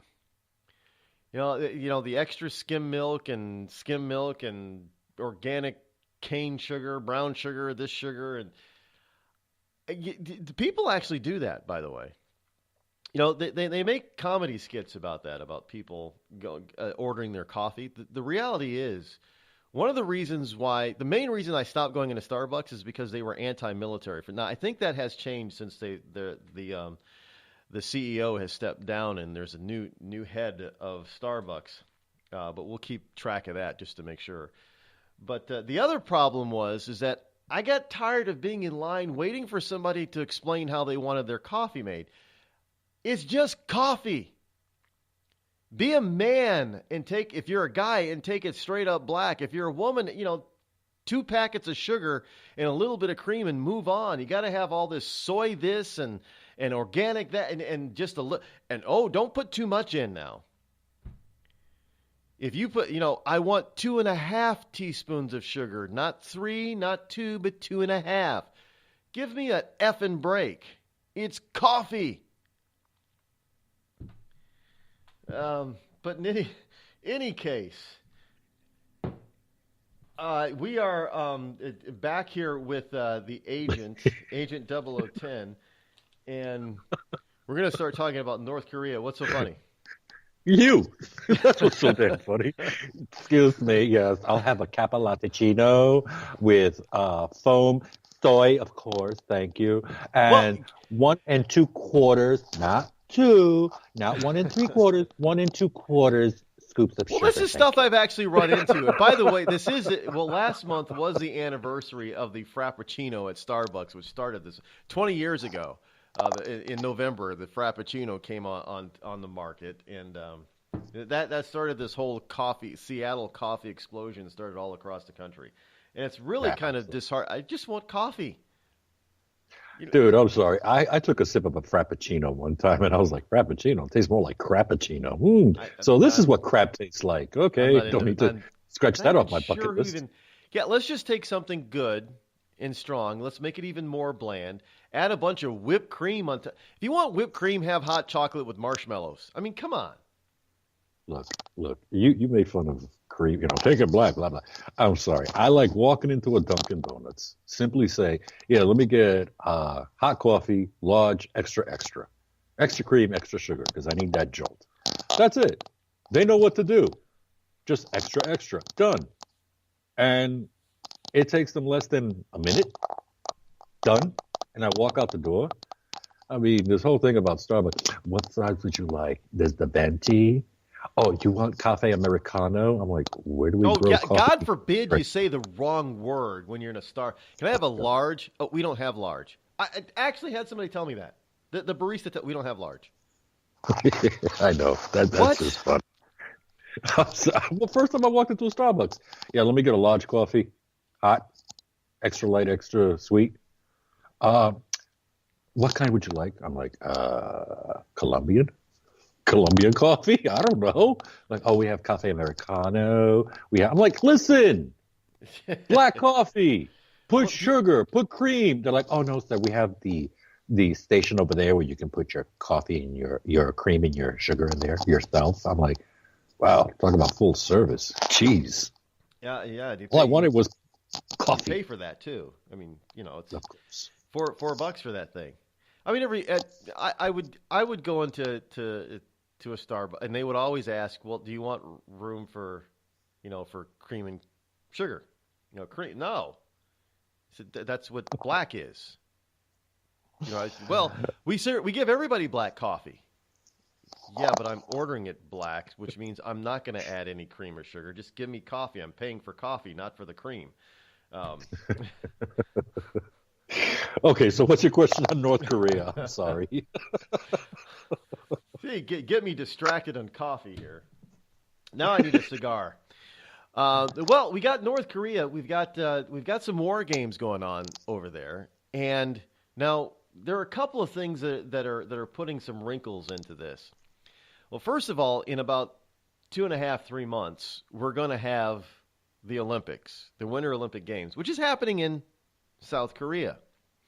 Yeah. We also have the Russians have basically been kicked out of this year, or 2018, this year's Winter Olympic Games for doping. Now, some Russian athletes, not the entire Russian contingent, but some Russian athletes can still compete if they're under the Olympic flag. Yeah. So in other words, they're Olympians from Russia. They're not Russian Olympians. They're Olympians.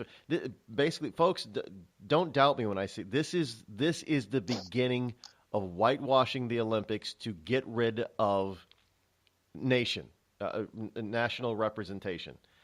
They want everybody now. The Olympic Committee has now gone to the point where they want a World Games with just world citizens.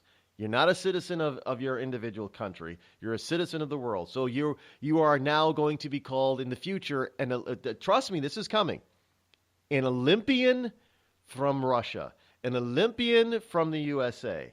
You're not a USA athlete. You're an Olympian from whatever. This is where they want to go now, and they're using Russia to start this. But this is happening in South Korea, and we've got all kinds of crap going on. Is North Korea sending a contingent of athletes to the Seoul Games? I mean, this is just. We've got bombers flying. We've got even the South Koreans are now showing their military might, which they haven't done before because they've always been scared of pissing off the North. And now that Kim Jong-un keeps firing off these missiles, now the South is starting to show, starting to puff their chest. Really?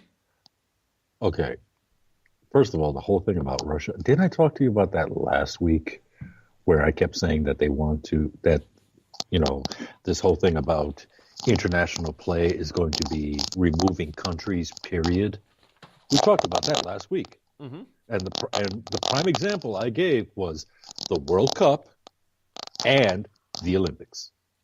We talked about it last week. Next thing you know, boom, there it is.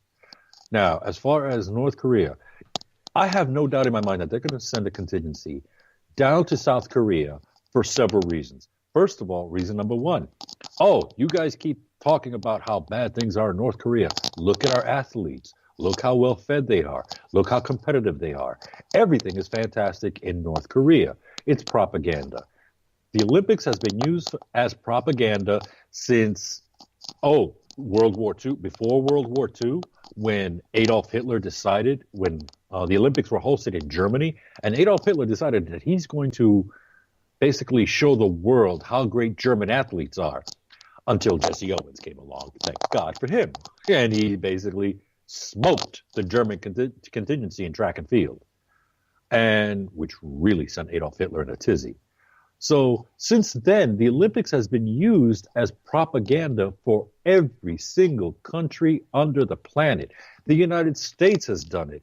We always send the largest contingency of athletes because that's the propaganda that's used for the sake of the United States. Look how many athletes we have. We support our athletes in every sport because we're such a great country and we're so rich we can afford to pay for all these athletic endeavors for all these athletes. And it's always been propaganda since I think it was 1936 games with Adolf Hitler. So there's no doubt in my mind that North Korea is going to send athletes down to South Korea because A, it's cheaper, B, it's right next door, literally, and B, he's going to use it as propaganda to show how great North Korea is, not just in the nuclear aspect, not just in science, but also in athletics.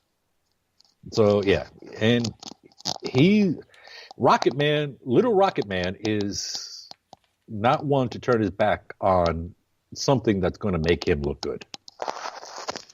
Well, so you don't think now there are some people that are speculating it might be a good time to try to, to maneuver to launch an attack or preemptive strike or something like that. You don't? He would have the entire planet in a rage, and it won't be just Japan, South Korea, and the United States going up against him.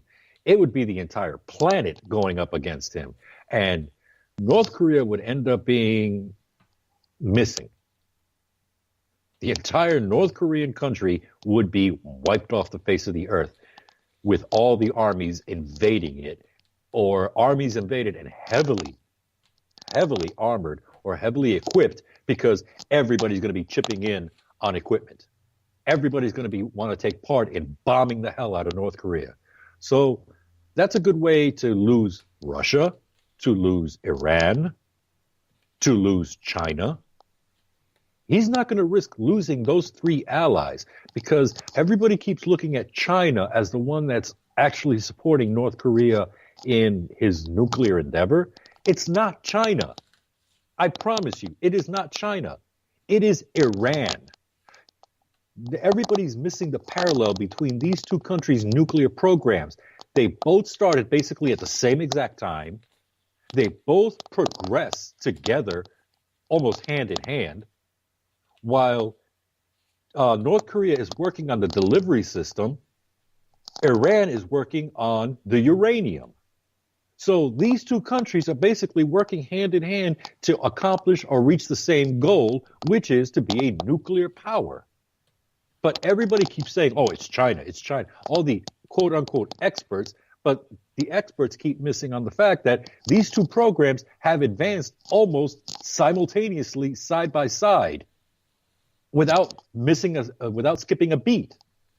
Now, when it comes everybody says China, China, China. Well, we're seeing, they're saying China. Well, China is because we believe that China still actually can actually, Kim Jong-un is a rabid dog, and China can, tighten the leash on him. But the whole nuclear program that is in Iran, that's backed by Russia.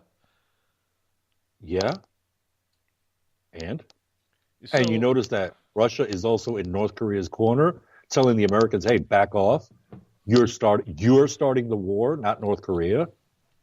But it's North Korea that's basically thumbing its nose at the entire planet. Well, and we also have to remember that China put more than 100,000 troops and equipment on its border with North Korea. That doesn't sound like a country that has control of a puppet.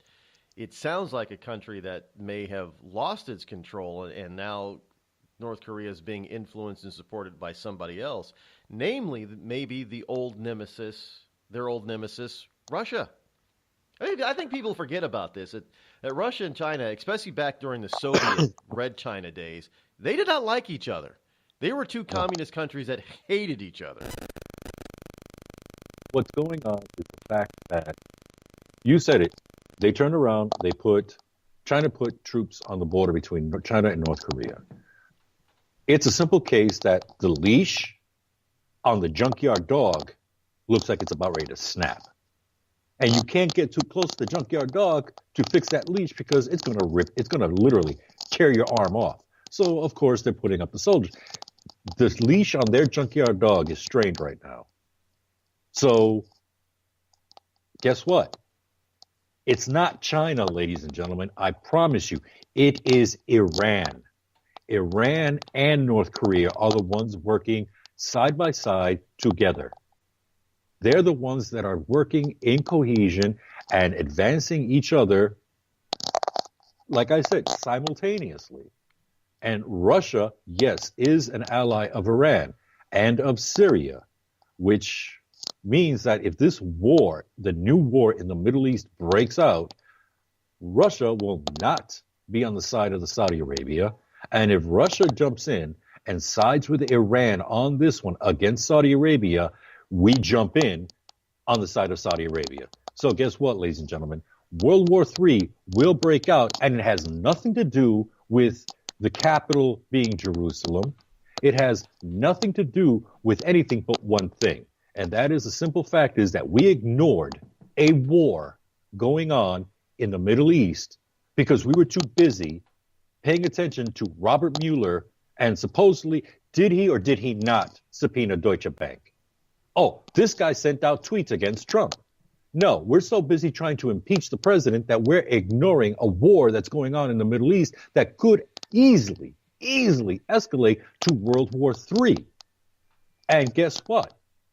It'll also be a case that it'll be Russia, a nuclear power, Iran, a nuclear power, and North Korea, a nuclear power. 3 nuclear powers against 1. We lose. Well, yeah, especially since our nuclear arsenal has been reduced tremendously, and so has that of our allies, our nuclear allies of France and Britain. They've also reduced their nuclear stockpile. So who are we going to rely on? Canada? Hey, let me tell you something, eh? We could throw hockey pucks at them, you know. That's the last thing that the Russians want to see is 32 million angry Canadians coming at them. Shooting hockey pucks, you know. They hurt. You hoser. Oh, well, yeah, it is a crazy world we live in. Thank you again so much for your wonderful report. Very enlightening, Agent. Be safe out there, will you? Oh, please. Safe is boring. You all have a great day, and talk to you next week. Talk to you next week. Well, we're not done yet, folks. We got more to come, so stay tuned.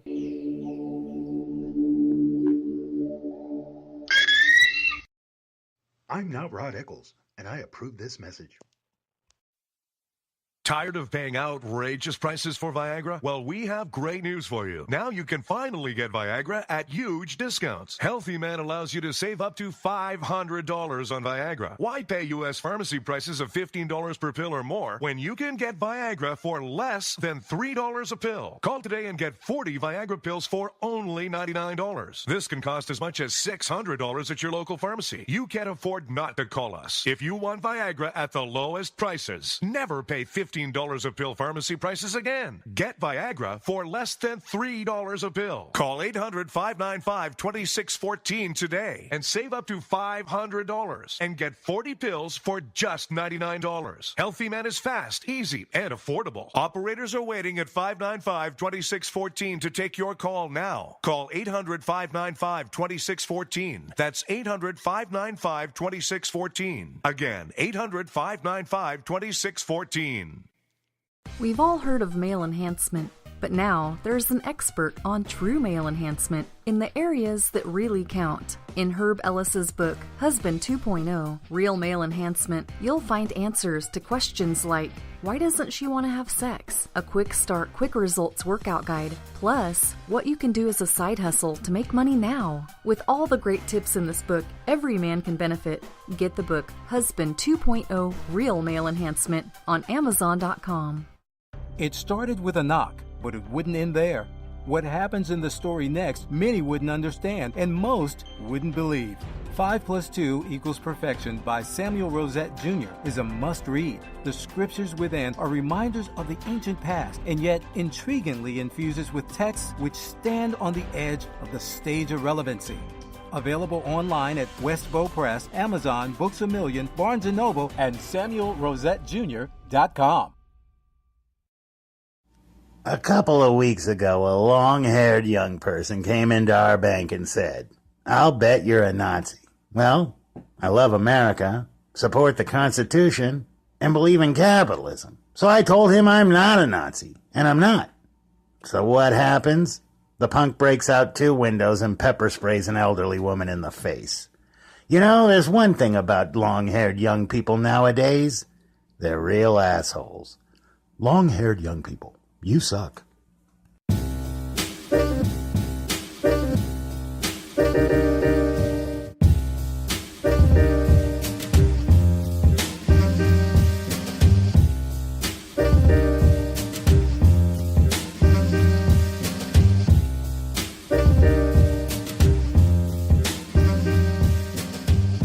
We in the West, and it's not just the West. I mean, well, we in the West, we can be distracted easily by stuff. In fact, you know, there was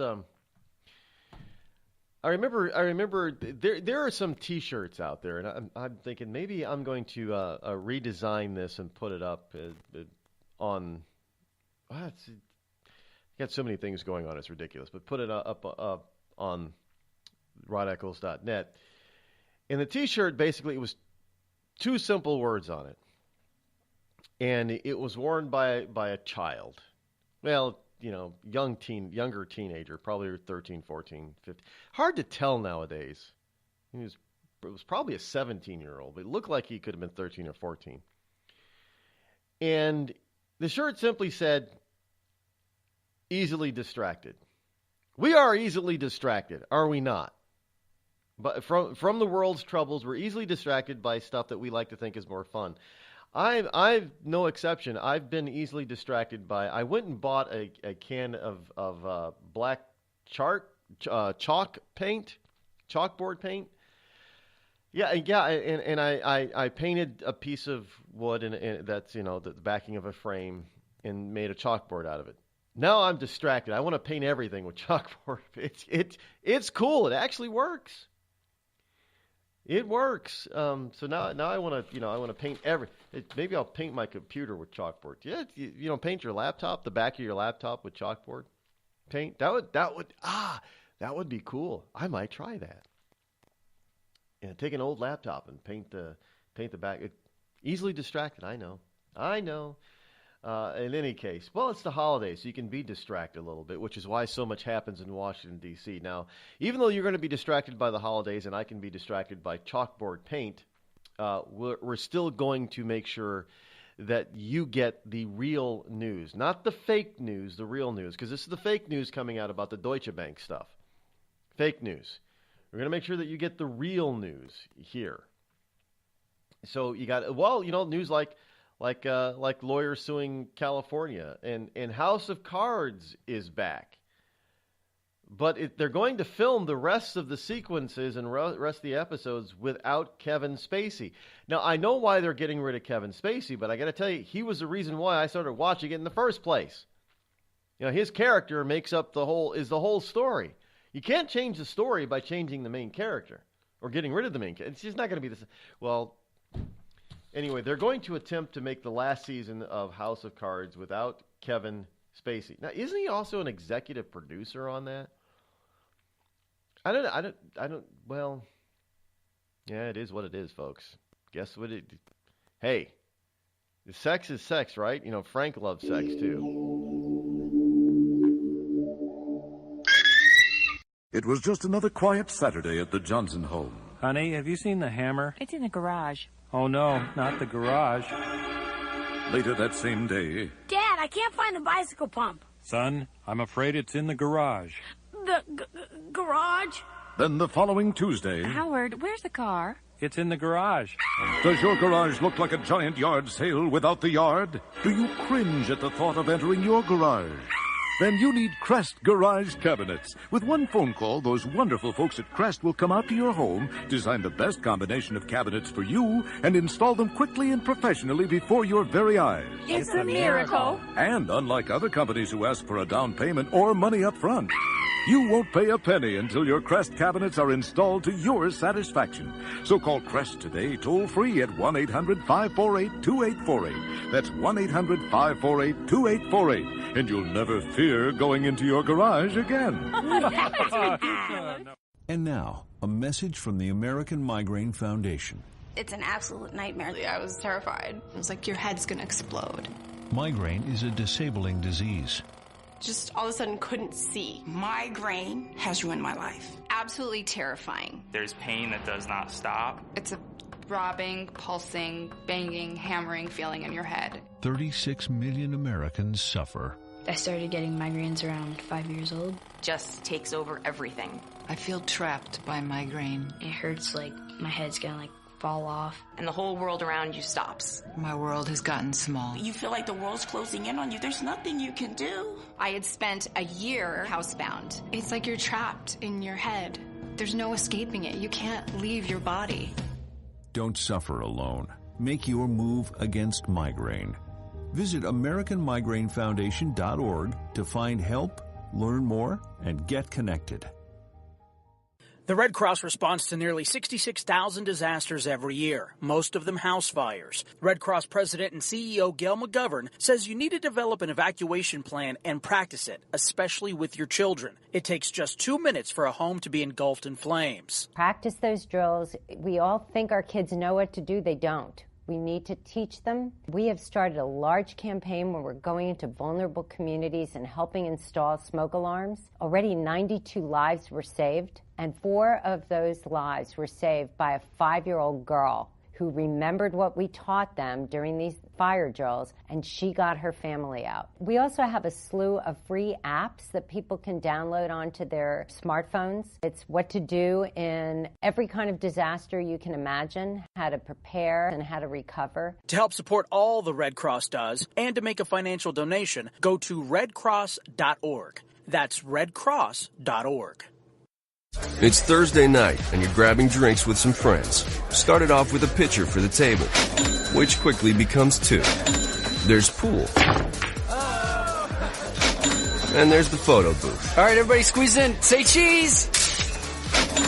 Followed naturally by an order of wings. And another. Can we get some extra ranch sauce? Then there's the ceremonial nightcap. So what are we doing this weekend? And lastly, it's back to the car, which, if you're buzzed,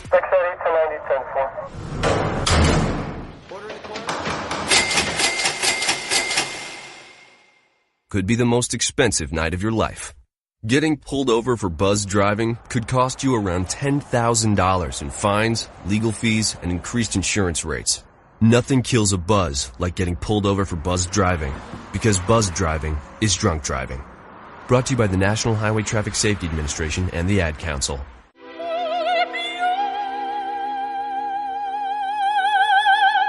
The human voice. It can be sweet as music, powerful as thunder, and so, my fellow Americans, cheerful as laughter. But for millions of people, it can also be a sign of COPD. This serious lung disease can make it so hard to breathe, you often can't catch a breath or finish a sentence, let alone carry a tune. And many who have COPD don't even know it. That's where your voice comes in. If you think you or a loved one have symptoms, talk with a healthcare provider. Early diagnosis can mean better treatments and quality of life. Join us in raising our voices for the millions with COPD who can't. Learn more, breathe better at NIH.gov.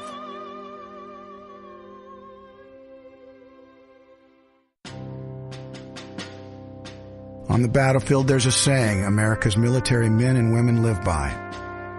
Never leave a fallen warrior behind. Ever. Off the battlefield, Wounded Warrior Project operates with the same goal. We leave no warrior behind. Wounded Warrior Project is a non-profit organization created to help our men and women returning home with the scars of war. Whether those scars are physical or mental, we're here to make sure that they heal. And whether it's helping those with post-traumatic stress disorder live a normal life again, or giving much-needed support to injured warriors in veterans' hospitals. Because no one deserves our help more than the men and women who risk their lives to keep us safe. Wounded Warrior Project. We never leave a fallen warrior behind. Ever.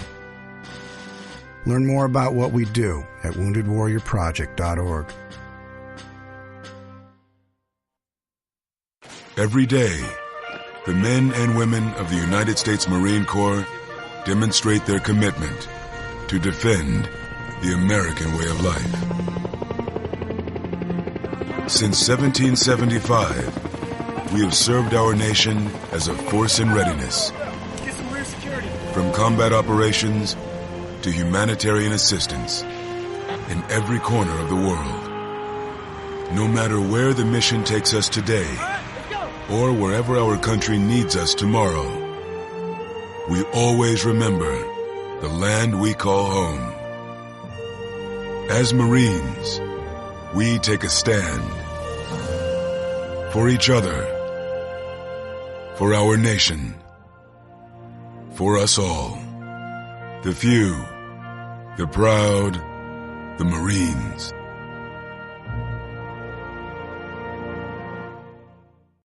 You want to know what time it is? It's time to bring the rain. Zinc Media. Feel the power of knowledge.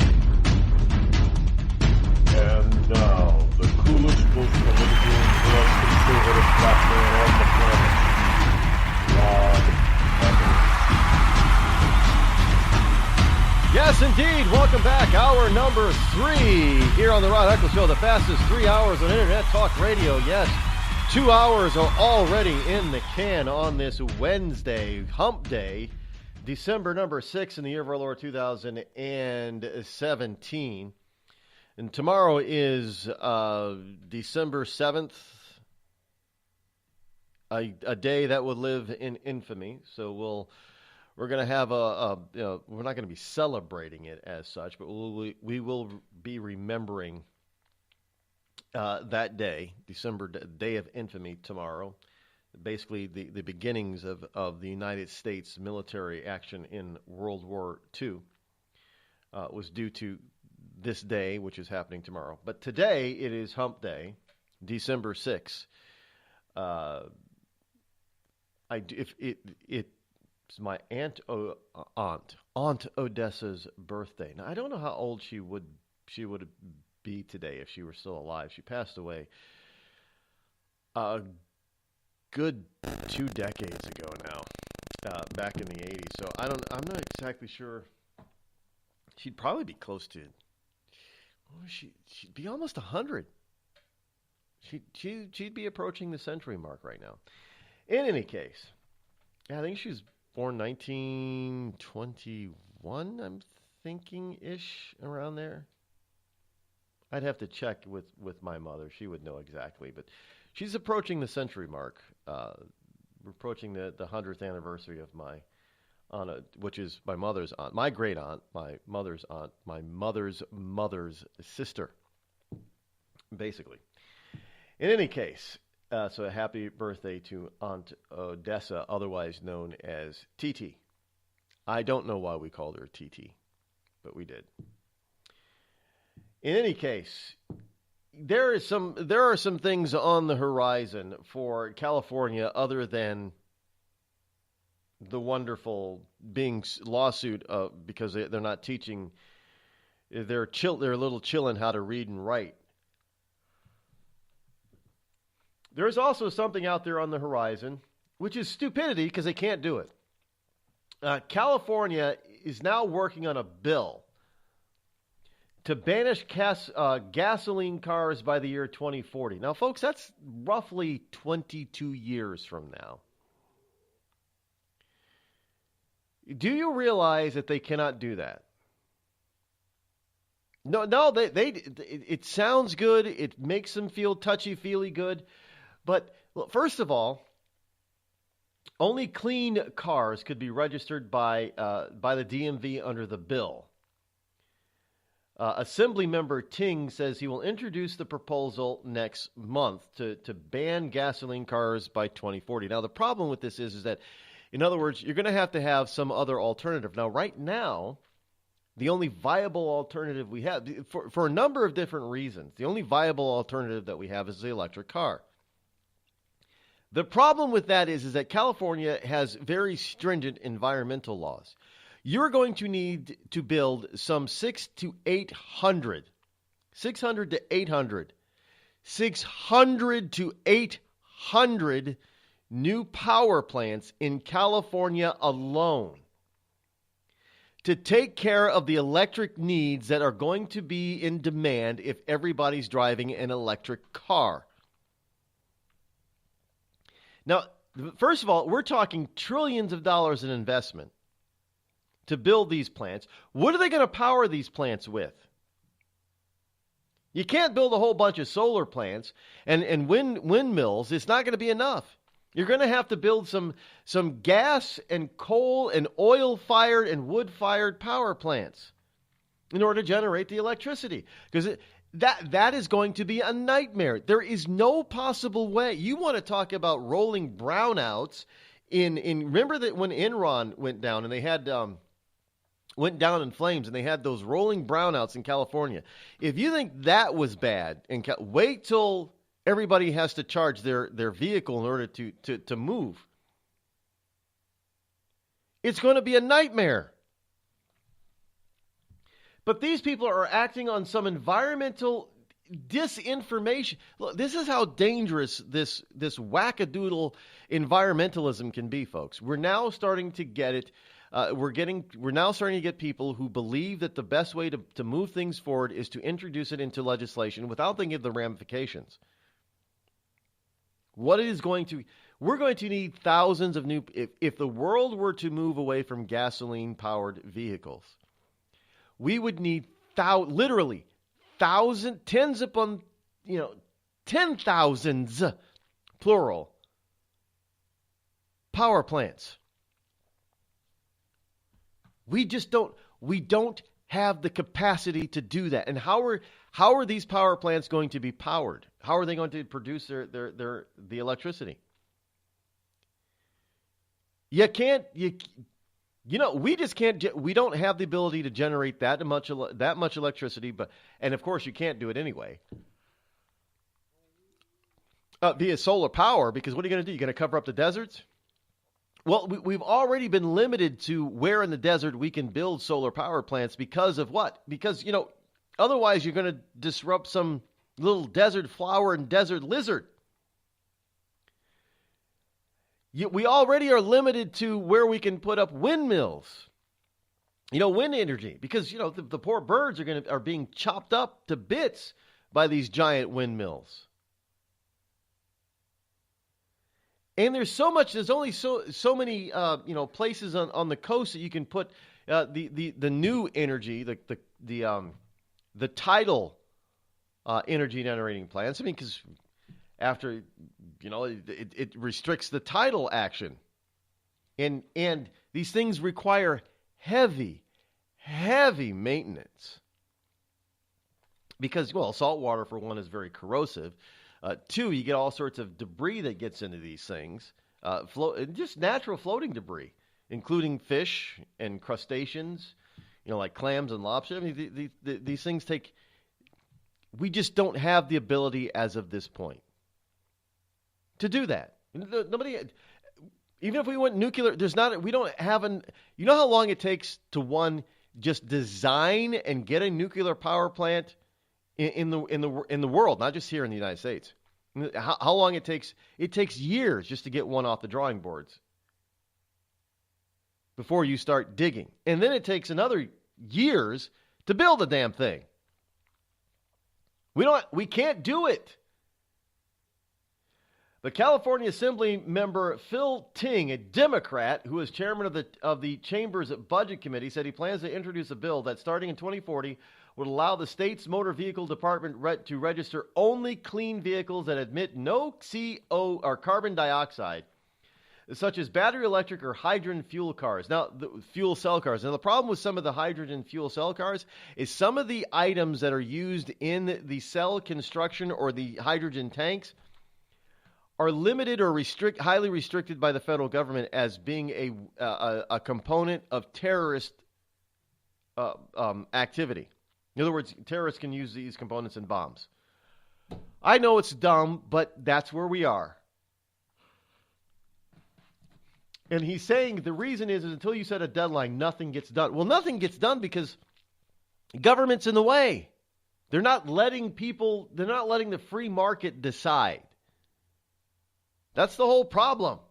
Get the government out of the way, and you'll start to see alternative energy sources and alternative fuels come to fruition. But government gets in the way and restricts the progress. That's what they're doing right now. They're getting in the way. Now, Ting said he'll introduce his bill. Well, this is another nail in the coffin of California, folks.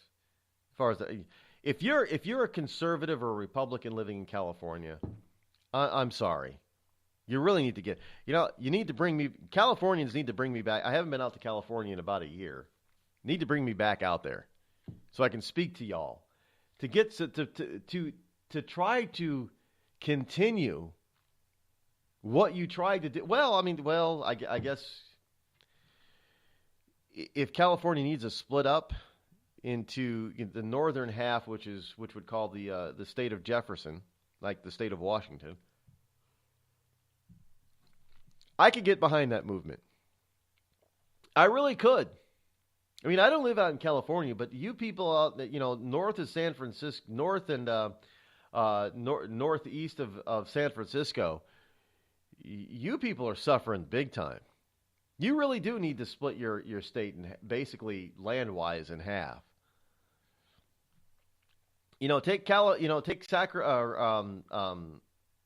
Sacramento is pretty well split, I suppose. But San Francisco on south needs to they need to just go with, that can be California. And north of San Francisco and northeast of San Francisco, Sacramento going out east and north, probably needs to be the state of Jefferson. Lot more conservatism going on in the northern parts, but you're highly outnumbered by a bunch of illegals and people with their hand out down there in southern SoCal. I feel your pain, I really do. And you need to bring me back out there so we can talk about it. By the way, one of the reasons why you have this story about this Assembly member Phil Ting. China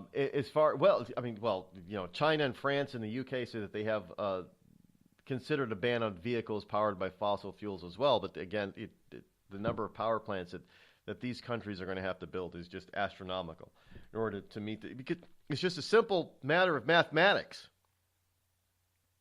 It doesn't, it's not speculation here. It's just mathematics. There's only so much electricity being produced right now. Adding that number of vehicles that utilize it is going to add the demand for that much more electricity. Well, in order to meet that demand, you got to build more power plants. And one of the reasons why they're talking about cleaning, because it's going to clean the air if we go electric. Well, forget the fact that we're going to be using fossil fuels to power these electric power plants, but okay. You want to get to clean atmosphere. Why? Well, because they're saying, this is from the Telegraph, .co.uk. Pollution wipes out the benefits of exercise, a study suggests. So if you're you might as well not even exercise now if you're out in California, because your pollution is going to wipe out all the benefits. According to the study, which is a bogus study, by the way, pollution wipes out the benefits of walking, a new study suggests. So you're not improving your lung capacity, your leg muscles, your core strength by walking. Oh, no. No, pollution is negating that. You're going to be as weak and as feeble as you were before you started your exercise routine. Researchers from Imperial College in London found that the toxic air in built-up city centers prevents the positive effects of the lungs and heart, which are usually gained from exercise. Again, so all you people out there who are running and speed walking, you might as well stop if you live in the inner city, because you're not gaining anything. I know you could you probably feel differently. Your doctor probably says differently, but researchers from Imperial College of London, which are very big up on global warming, they're very big on global. They are, by the way. They're telling you that it's useless to do that if you live in the inner city, because pollution is causing your lungs to collapse and your heart to race and give you high blood pressure. So you're not getting any benefits, even though your doctor says you are. This study says that you're not. So you're going to believe your very own doctor, or a bunch of people who believe in man-made global warming. Your choice. Tired of paying outrageous prices for Viagra? Well, we have great news for you. Now you can finally get Viagra at huge discounts. Healthy Man allows you to save up to $500 on Viagra. Why pay U.S. pharmacy prices of $15 per pill or more when you can get Viagra for less than $3 a pill? Call today and get 40 Viagra pills for only $99. This can cost as much as $600 at your local pharmacy. You can't afford not to call us. If you want Viagra at the lowest prices, never pay $15 a pill pharmacy prices again. Get Viagra for less than $3 a pill. Call 800-595-2614 today and save up to $500 and get 40 pills for just $99. Healthy Man is fast, easy, and affordable. Operators are waiting at 595-2614 to take your call now. Call 800-595-2614. That's 800-595-2614. Again, 800-595-2614. It started with a knock, but it wouldn't end there. What happens in the story next, many wouldn't understand, and most wouldn't believe. 5 + 2 = Perfection by Samuel Rosette Jr. is a must-read. The scriptures within are reminders of the ancient past, and yet intriguingly infuses with texts which stand on the edge of the stage of relevancy. Available online at Westbow Press, Amazon, Books A Million, Barnes & Noble, and SamuelRosetteJr.com. We've all heard of male enhancement, but now there's an expert on true male enhancement in the areas that really count. In Herb Ellis's book, Husband 2.0, Real Male Enhancement, you'll find answers to questions like, why doesn't she want to have sex? A quick start, quick results workout guide, plus what you can do as a side hustle to make money now. With all the great tips in this book, every man can benefit. Get the book, Husband 2.0, Real Male Enhancement, on Amazon.com.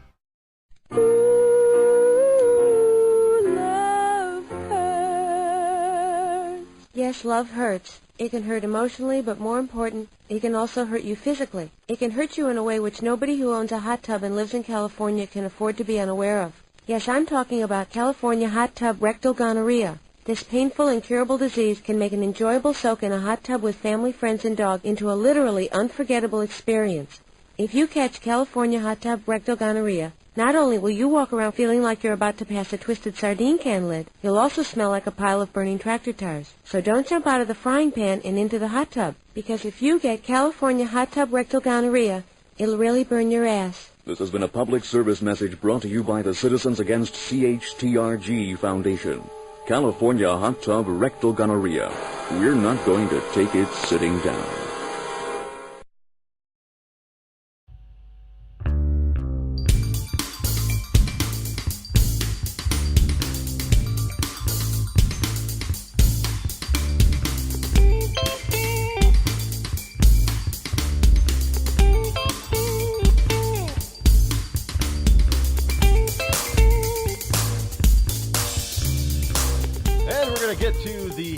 holiday song, which is a good one, actually. And it is called I Miss You at Christmas. Here it is right now. Darling, you know I miss you this Christmas. I just want to hold you in my arms. The weather is nice out here in Hollywood, but Philadelphia's where you are.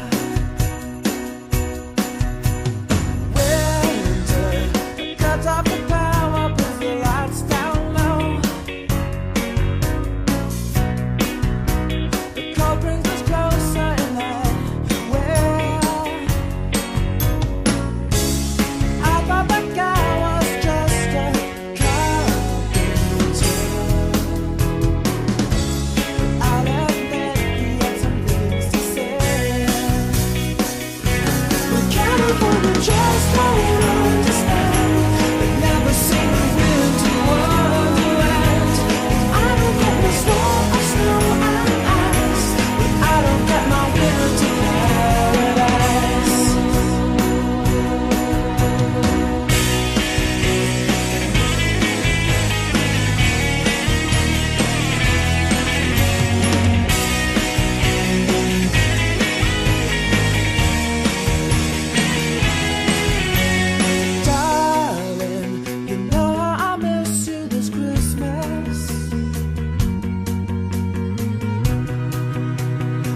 Gonna make some other plans.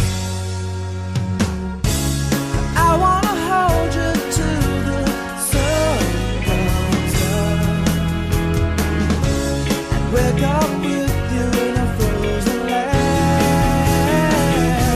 But California just won't understand. They've never seen a winter wonderland. I don't get my storm of snow and ice, but I don't get my river to paradise.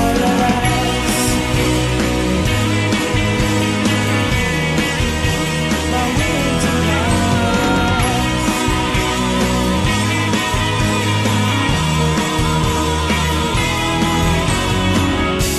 The weather is nice out here in Hollywood.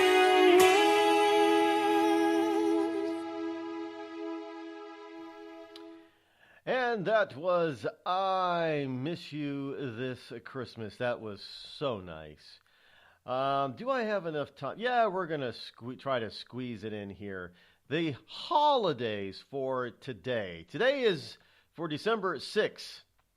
It is National Microwave Oven Day. Yes, they're great at reheating leftovers, making popcorn, melting butter and chocolate, and changing the structure of your food. So go out and celebrate your microwave by using it even more today. Today is also National Gazpacho Day. Also known as gazpacho or Andalusian's gazpacho is a cold vegetable soup. I don't want any soup that's cold, but that's how you eat gazpacho. It's also Mitten Tree Day. It's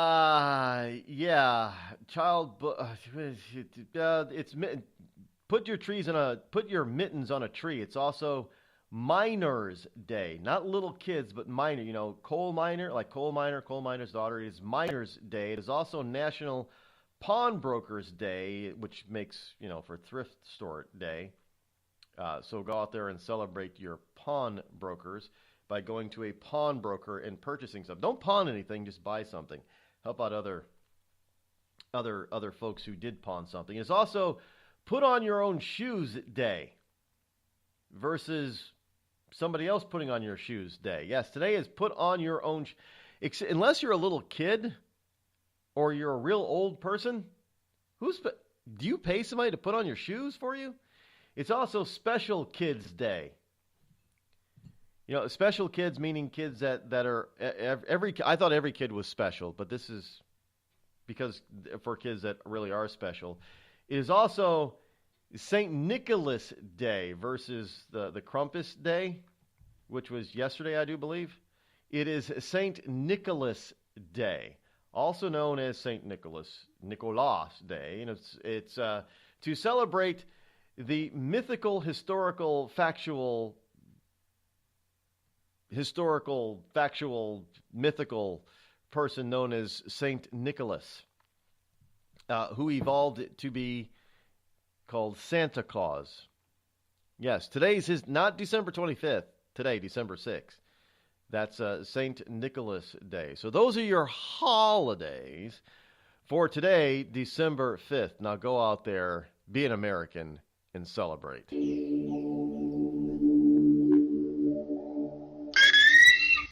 You might be surprised to learn who has Crohn's disease or ulcerative colitis. Nearly 1 in 200 Americans are suffering with the debilitating pain and constant disruption of these inflammatory bowel diseases, or IBD. Chances are you know someone with IBD. For example, your neighbor or coworker. The Crohn's and Colitis Foundation was created to help patients cope and to find a cure. People with IBD can't wait. Won't you help someone you know? Visit www.escapethestall.com today. Were you born from 1945 to 1965? People born during these years are 5 times more likely to have hepatitis C, but most people don't know they are infected. So even if you try to eat right, exercise, and take care of yourself, you can still have hepatitis C, a serious liver disease that often has no symptoms. In fact, people can live with hepatitis C for decades without feeling or looking sick.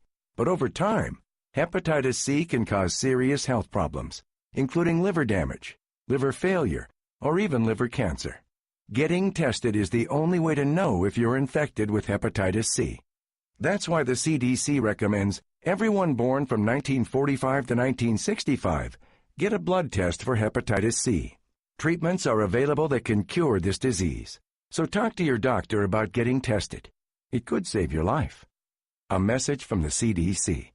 Everyone is talking about healthcare these days. America spends twice that of other developed countries on our healthcare system, yet our health ranks near the bottom. How can we stop spending so much and getting so little? Shifting to a system based on primary care can help fix the problem. Patients with a primary care doctor live longer, healthier lives and are less likely to suffer from cancer, heart disease, or stroke. Primary care that is comprehensive and coordinated also saves money.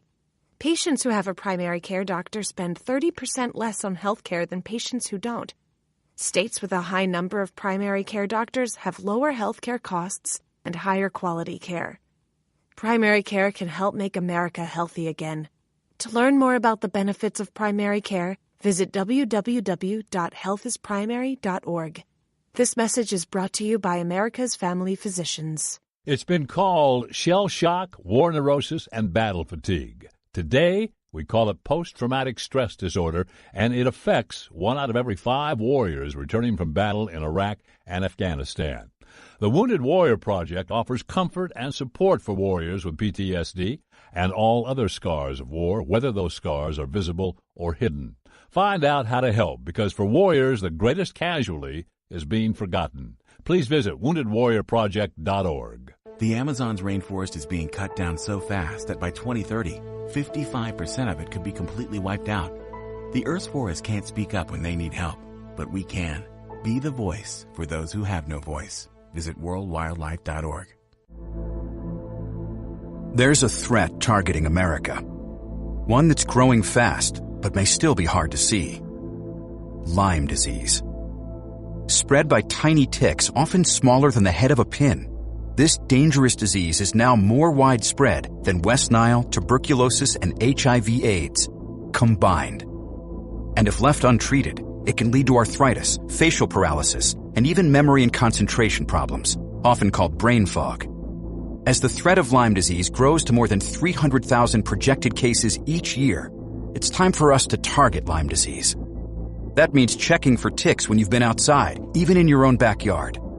It means seeing a doctor if you experience the symptoms of Lyme disease, which can include joint pain, flu-like symptoms, fever, fatigue, or sometimes a bullseye-shaped rash. Set your sights on stopping Lyme. Learn how you can target Lyme disease at targetlyme.org. Dad, we need to talk. Can we just enjoy the drive? If you're not going to listen to me, who will we listen to? Jeffrey. Ah! Marcia Gay Harden, what? Eyes on the road, Dad. What are you doing? What are you doing in my back seat? How did you get in here? You're getting older. Not that old. Your brain's changing. It's natural. Yeah, that's what I was saying. Honey, I've got experience with this. Jeffrey, brain health is all about making the most of your brain as you age and helping to reduce some of the risks to your brain. Really? Now that's interesting. So, you'll talk to her about this, but not me. Marcia Gay Harden? Where did she go? Learn what you can do to help keep your brain healthy at brainhealth.gov. She didn't say goodbye. I mean, I would have. Visit brainhealth.gov.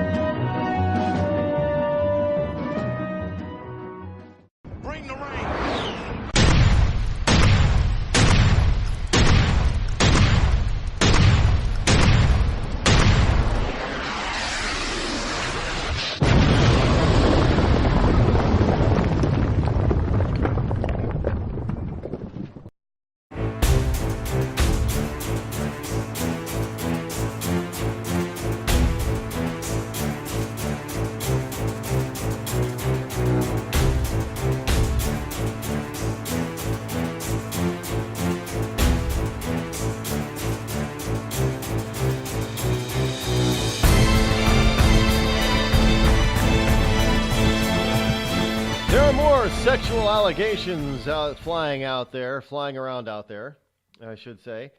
You've got some, well, first of all, we'll get to that in just a moment, but first of all, did you know?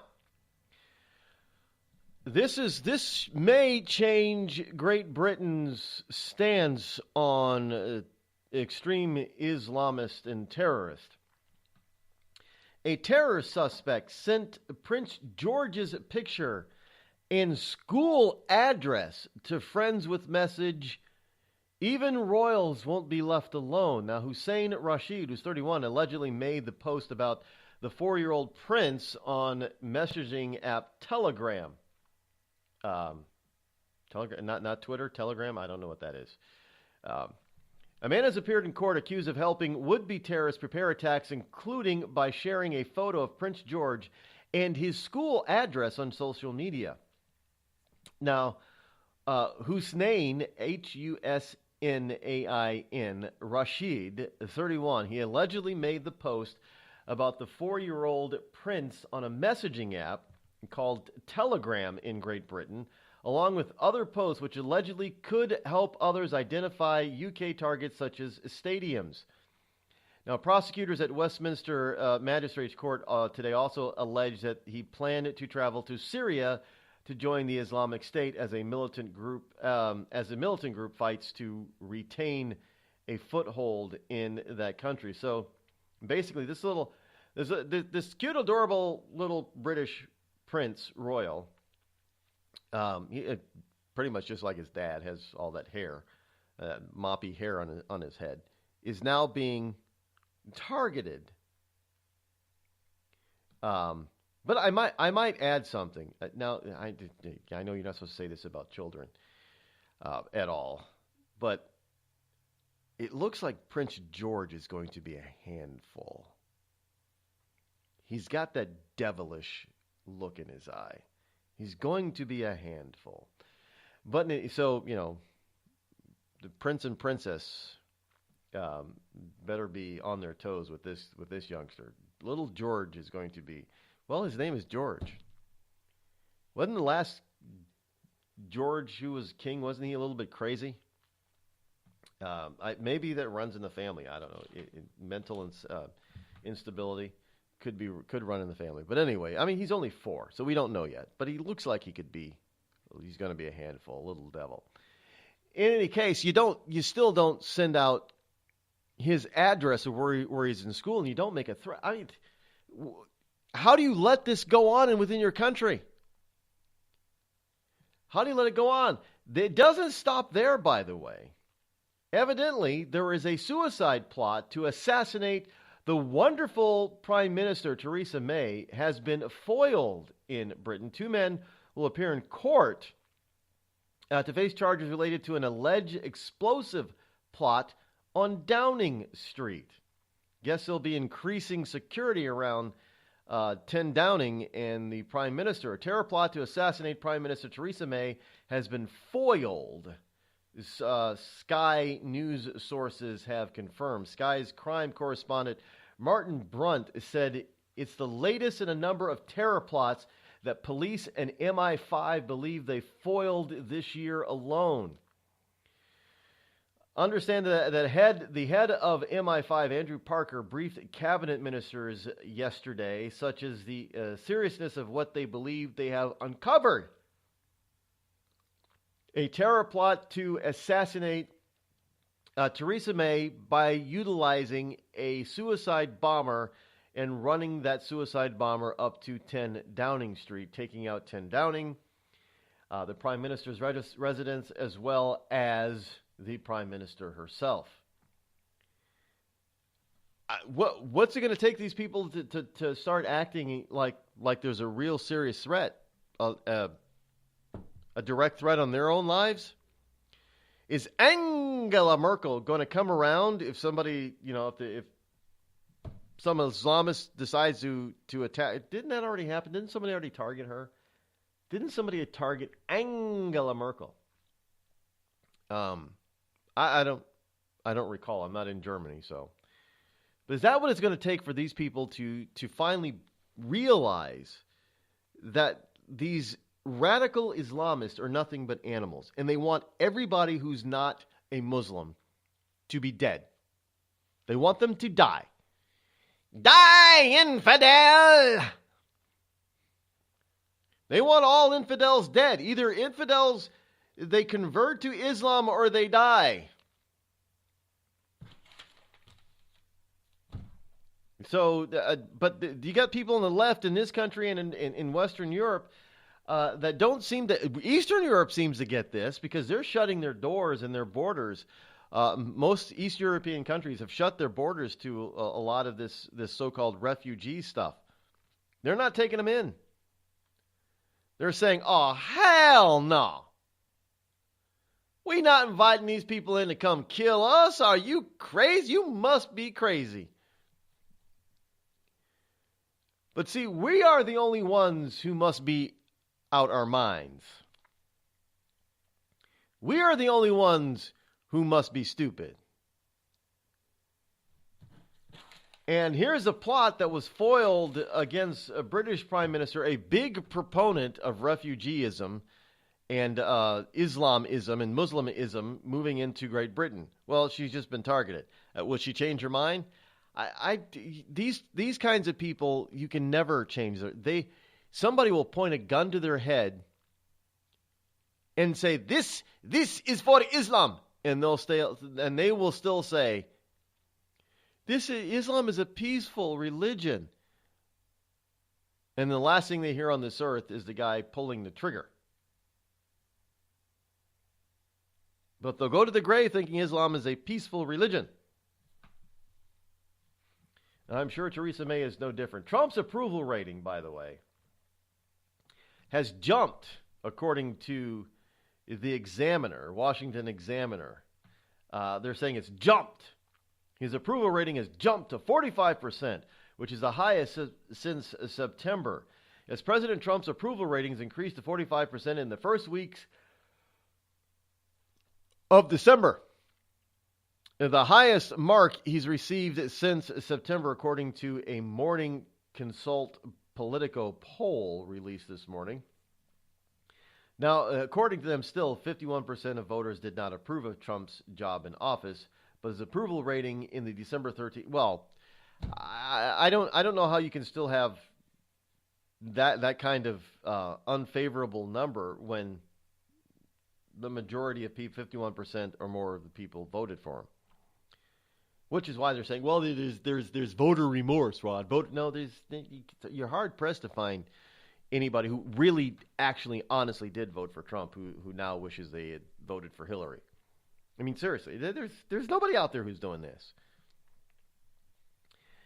But 3 in 5 voters saw Trump as reckless, and 54% said he is sexist. How is he sexist? Can somebody tell me? Another 47% of respondents said he is racist. I want to know how he's racist. Especially how many times have I told you people that he received an NAACP? You cannot receive any kind of NAACP award. I don't care if it's on a national level, state level, or county level, if they think that you are racist. This is new. Play the race card and see what happens. This is what the left always does. They play the race card. Remember when they tried to play the race card on Bill and Hillary? I can't believe they played the race card on me. How dare they with Obama? I mean, it's a fairy tale. You can't have this. You can't play the race card on me. I'm the country's first black president, not Barack Obama. It's me, Bill Clinton, William Jefferson Clinton. That's right. Why? Because I love black women. Yeah, that's right. I love color. I love the colored. Can't play that race card on me. But they did. And Bill was ticked. And so now they're trying to do it with Trump. But notice how the NAACP, especially people like Jesse Jackson, Al Sharpton, pretty much stay silent on Trump and about Trump's racism. I don't hear them talking about it too much. Why? Because if they did, then it would come out, well, all the African-American wars that Donald Trump has won over the years. You get, well, hey, Al, yeah, and Jesse, y'all out there giving Clinton, giving him awards for being a good citizen to African Americans. Now you're gonna call him racist? How is that? Y'all playing the race card on me again? So this is seriously. But you have all these people who think because they've lived. I wonder if they did a survey now. It asks how many people believe that Donald Trump's Deutsche Bank records will prove that he's a criminal. I wonder how many, would it be like 45, 47% that think so? Probably. Because that's all they listen to is a stupid, dumbed down, fake news, and they don't see the retraction anywhere.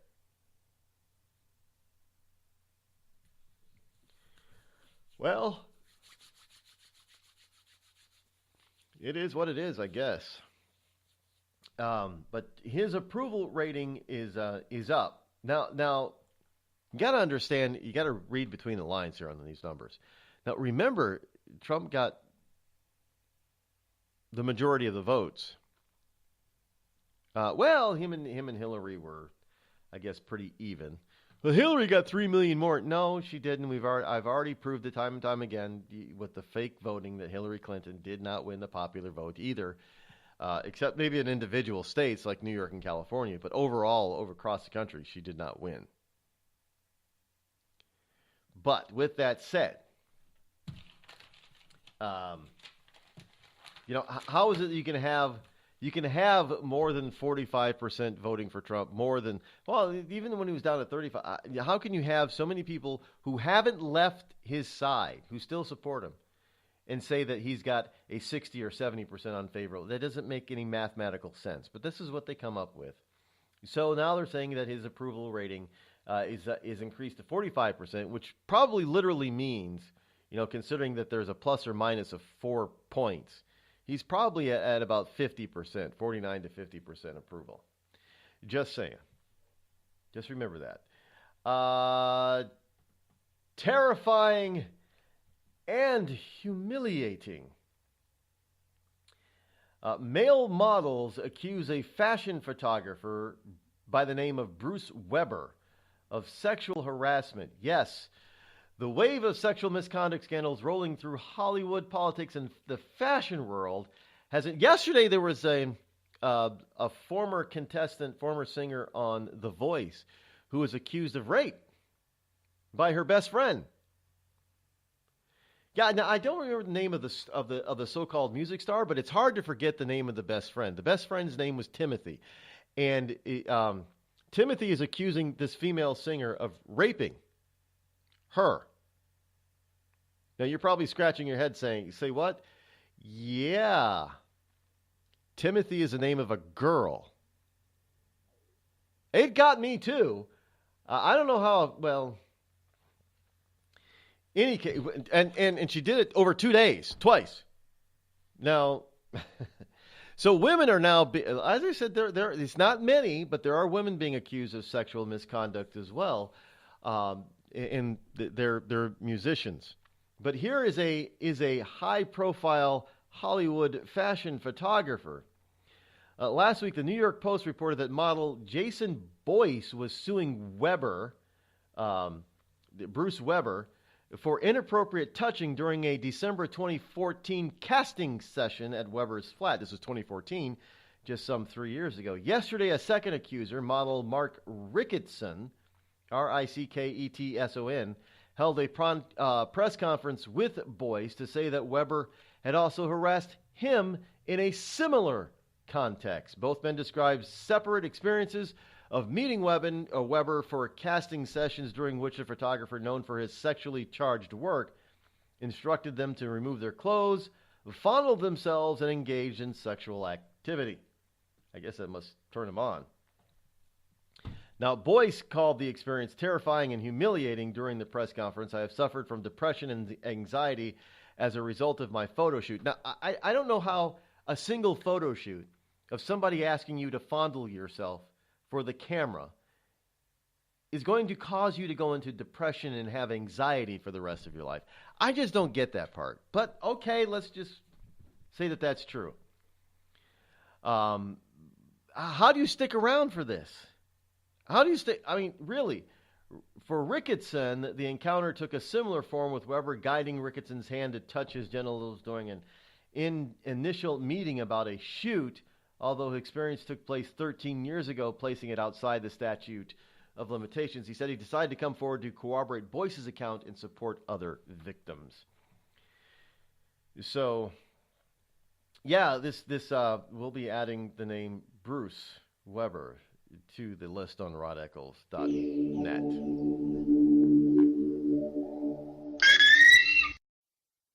Tired of paying outrageous prices for Viagra? Well, we have great news for you. Now you can finally get Viagra at huge discounts. Healthy Man allows you to save up to $500 on Viagra. Why pay U.S. pharmacy prices of $15 per pill or more when you can get Viagra for less than $3 a pill? Call today and get 40 Viagra pills for only $99. This can cost as much as $600 at your local pharmacy. You can't afford not to call us. If you want Viagra at the lowest prices, never pay $15 a pill pharmacy prices again. Get Viagra for less than $3 a pill. Call 800-595-2614 today and save up to $500 and get 40 pills for just $99. Healthy Man is fast, easy, and affordable. Operators are waiting at 595-2614 to take your call now. Call 800-595-2614. That's 800-595-2614. Again, 800-595-2614.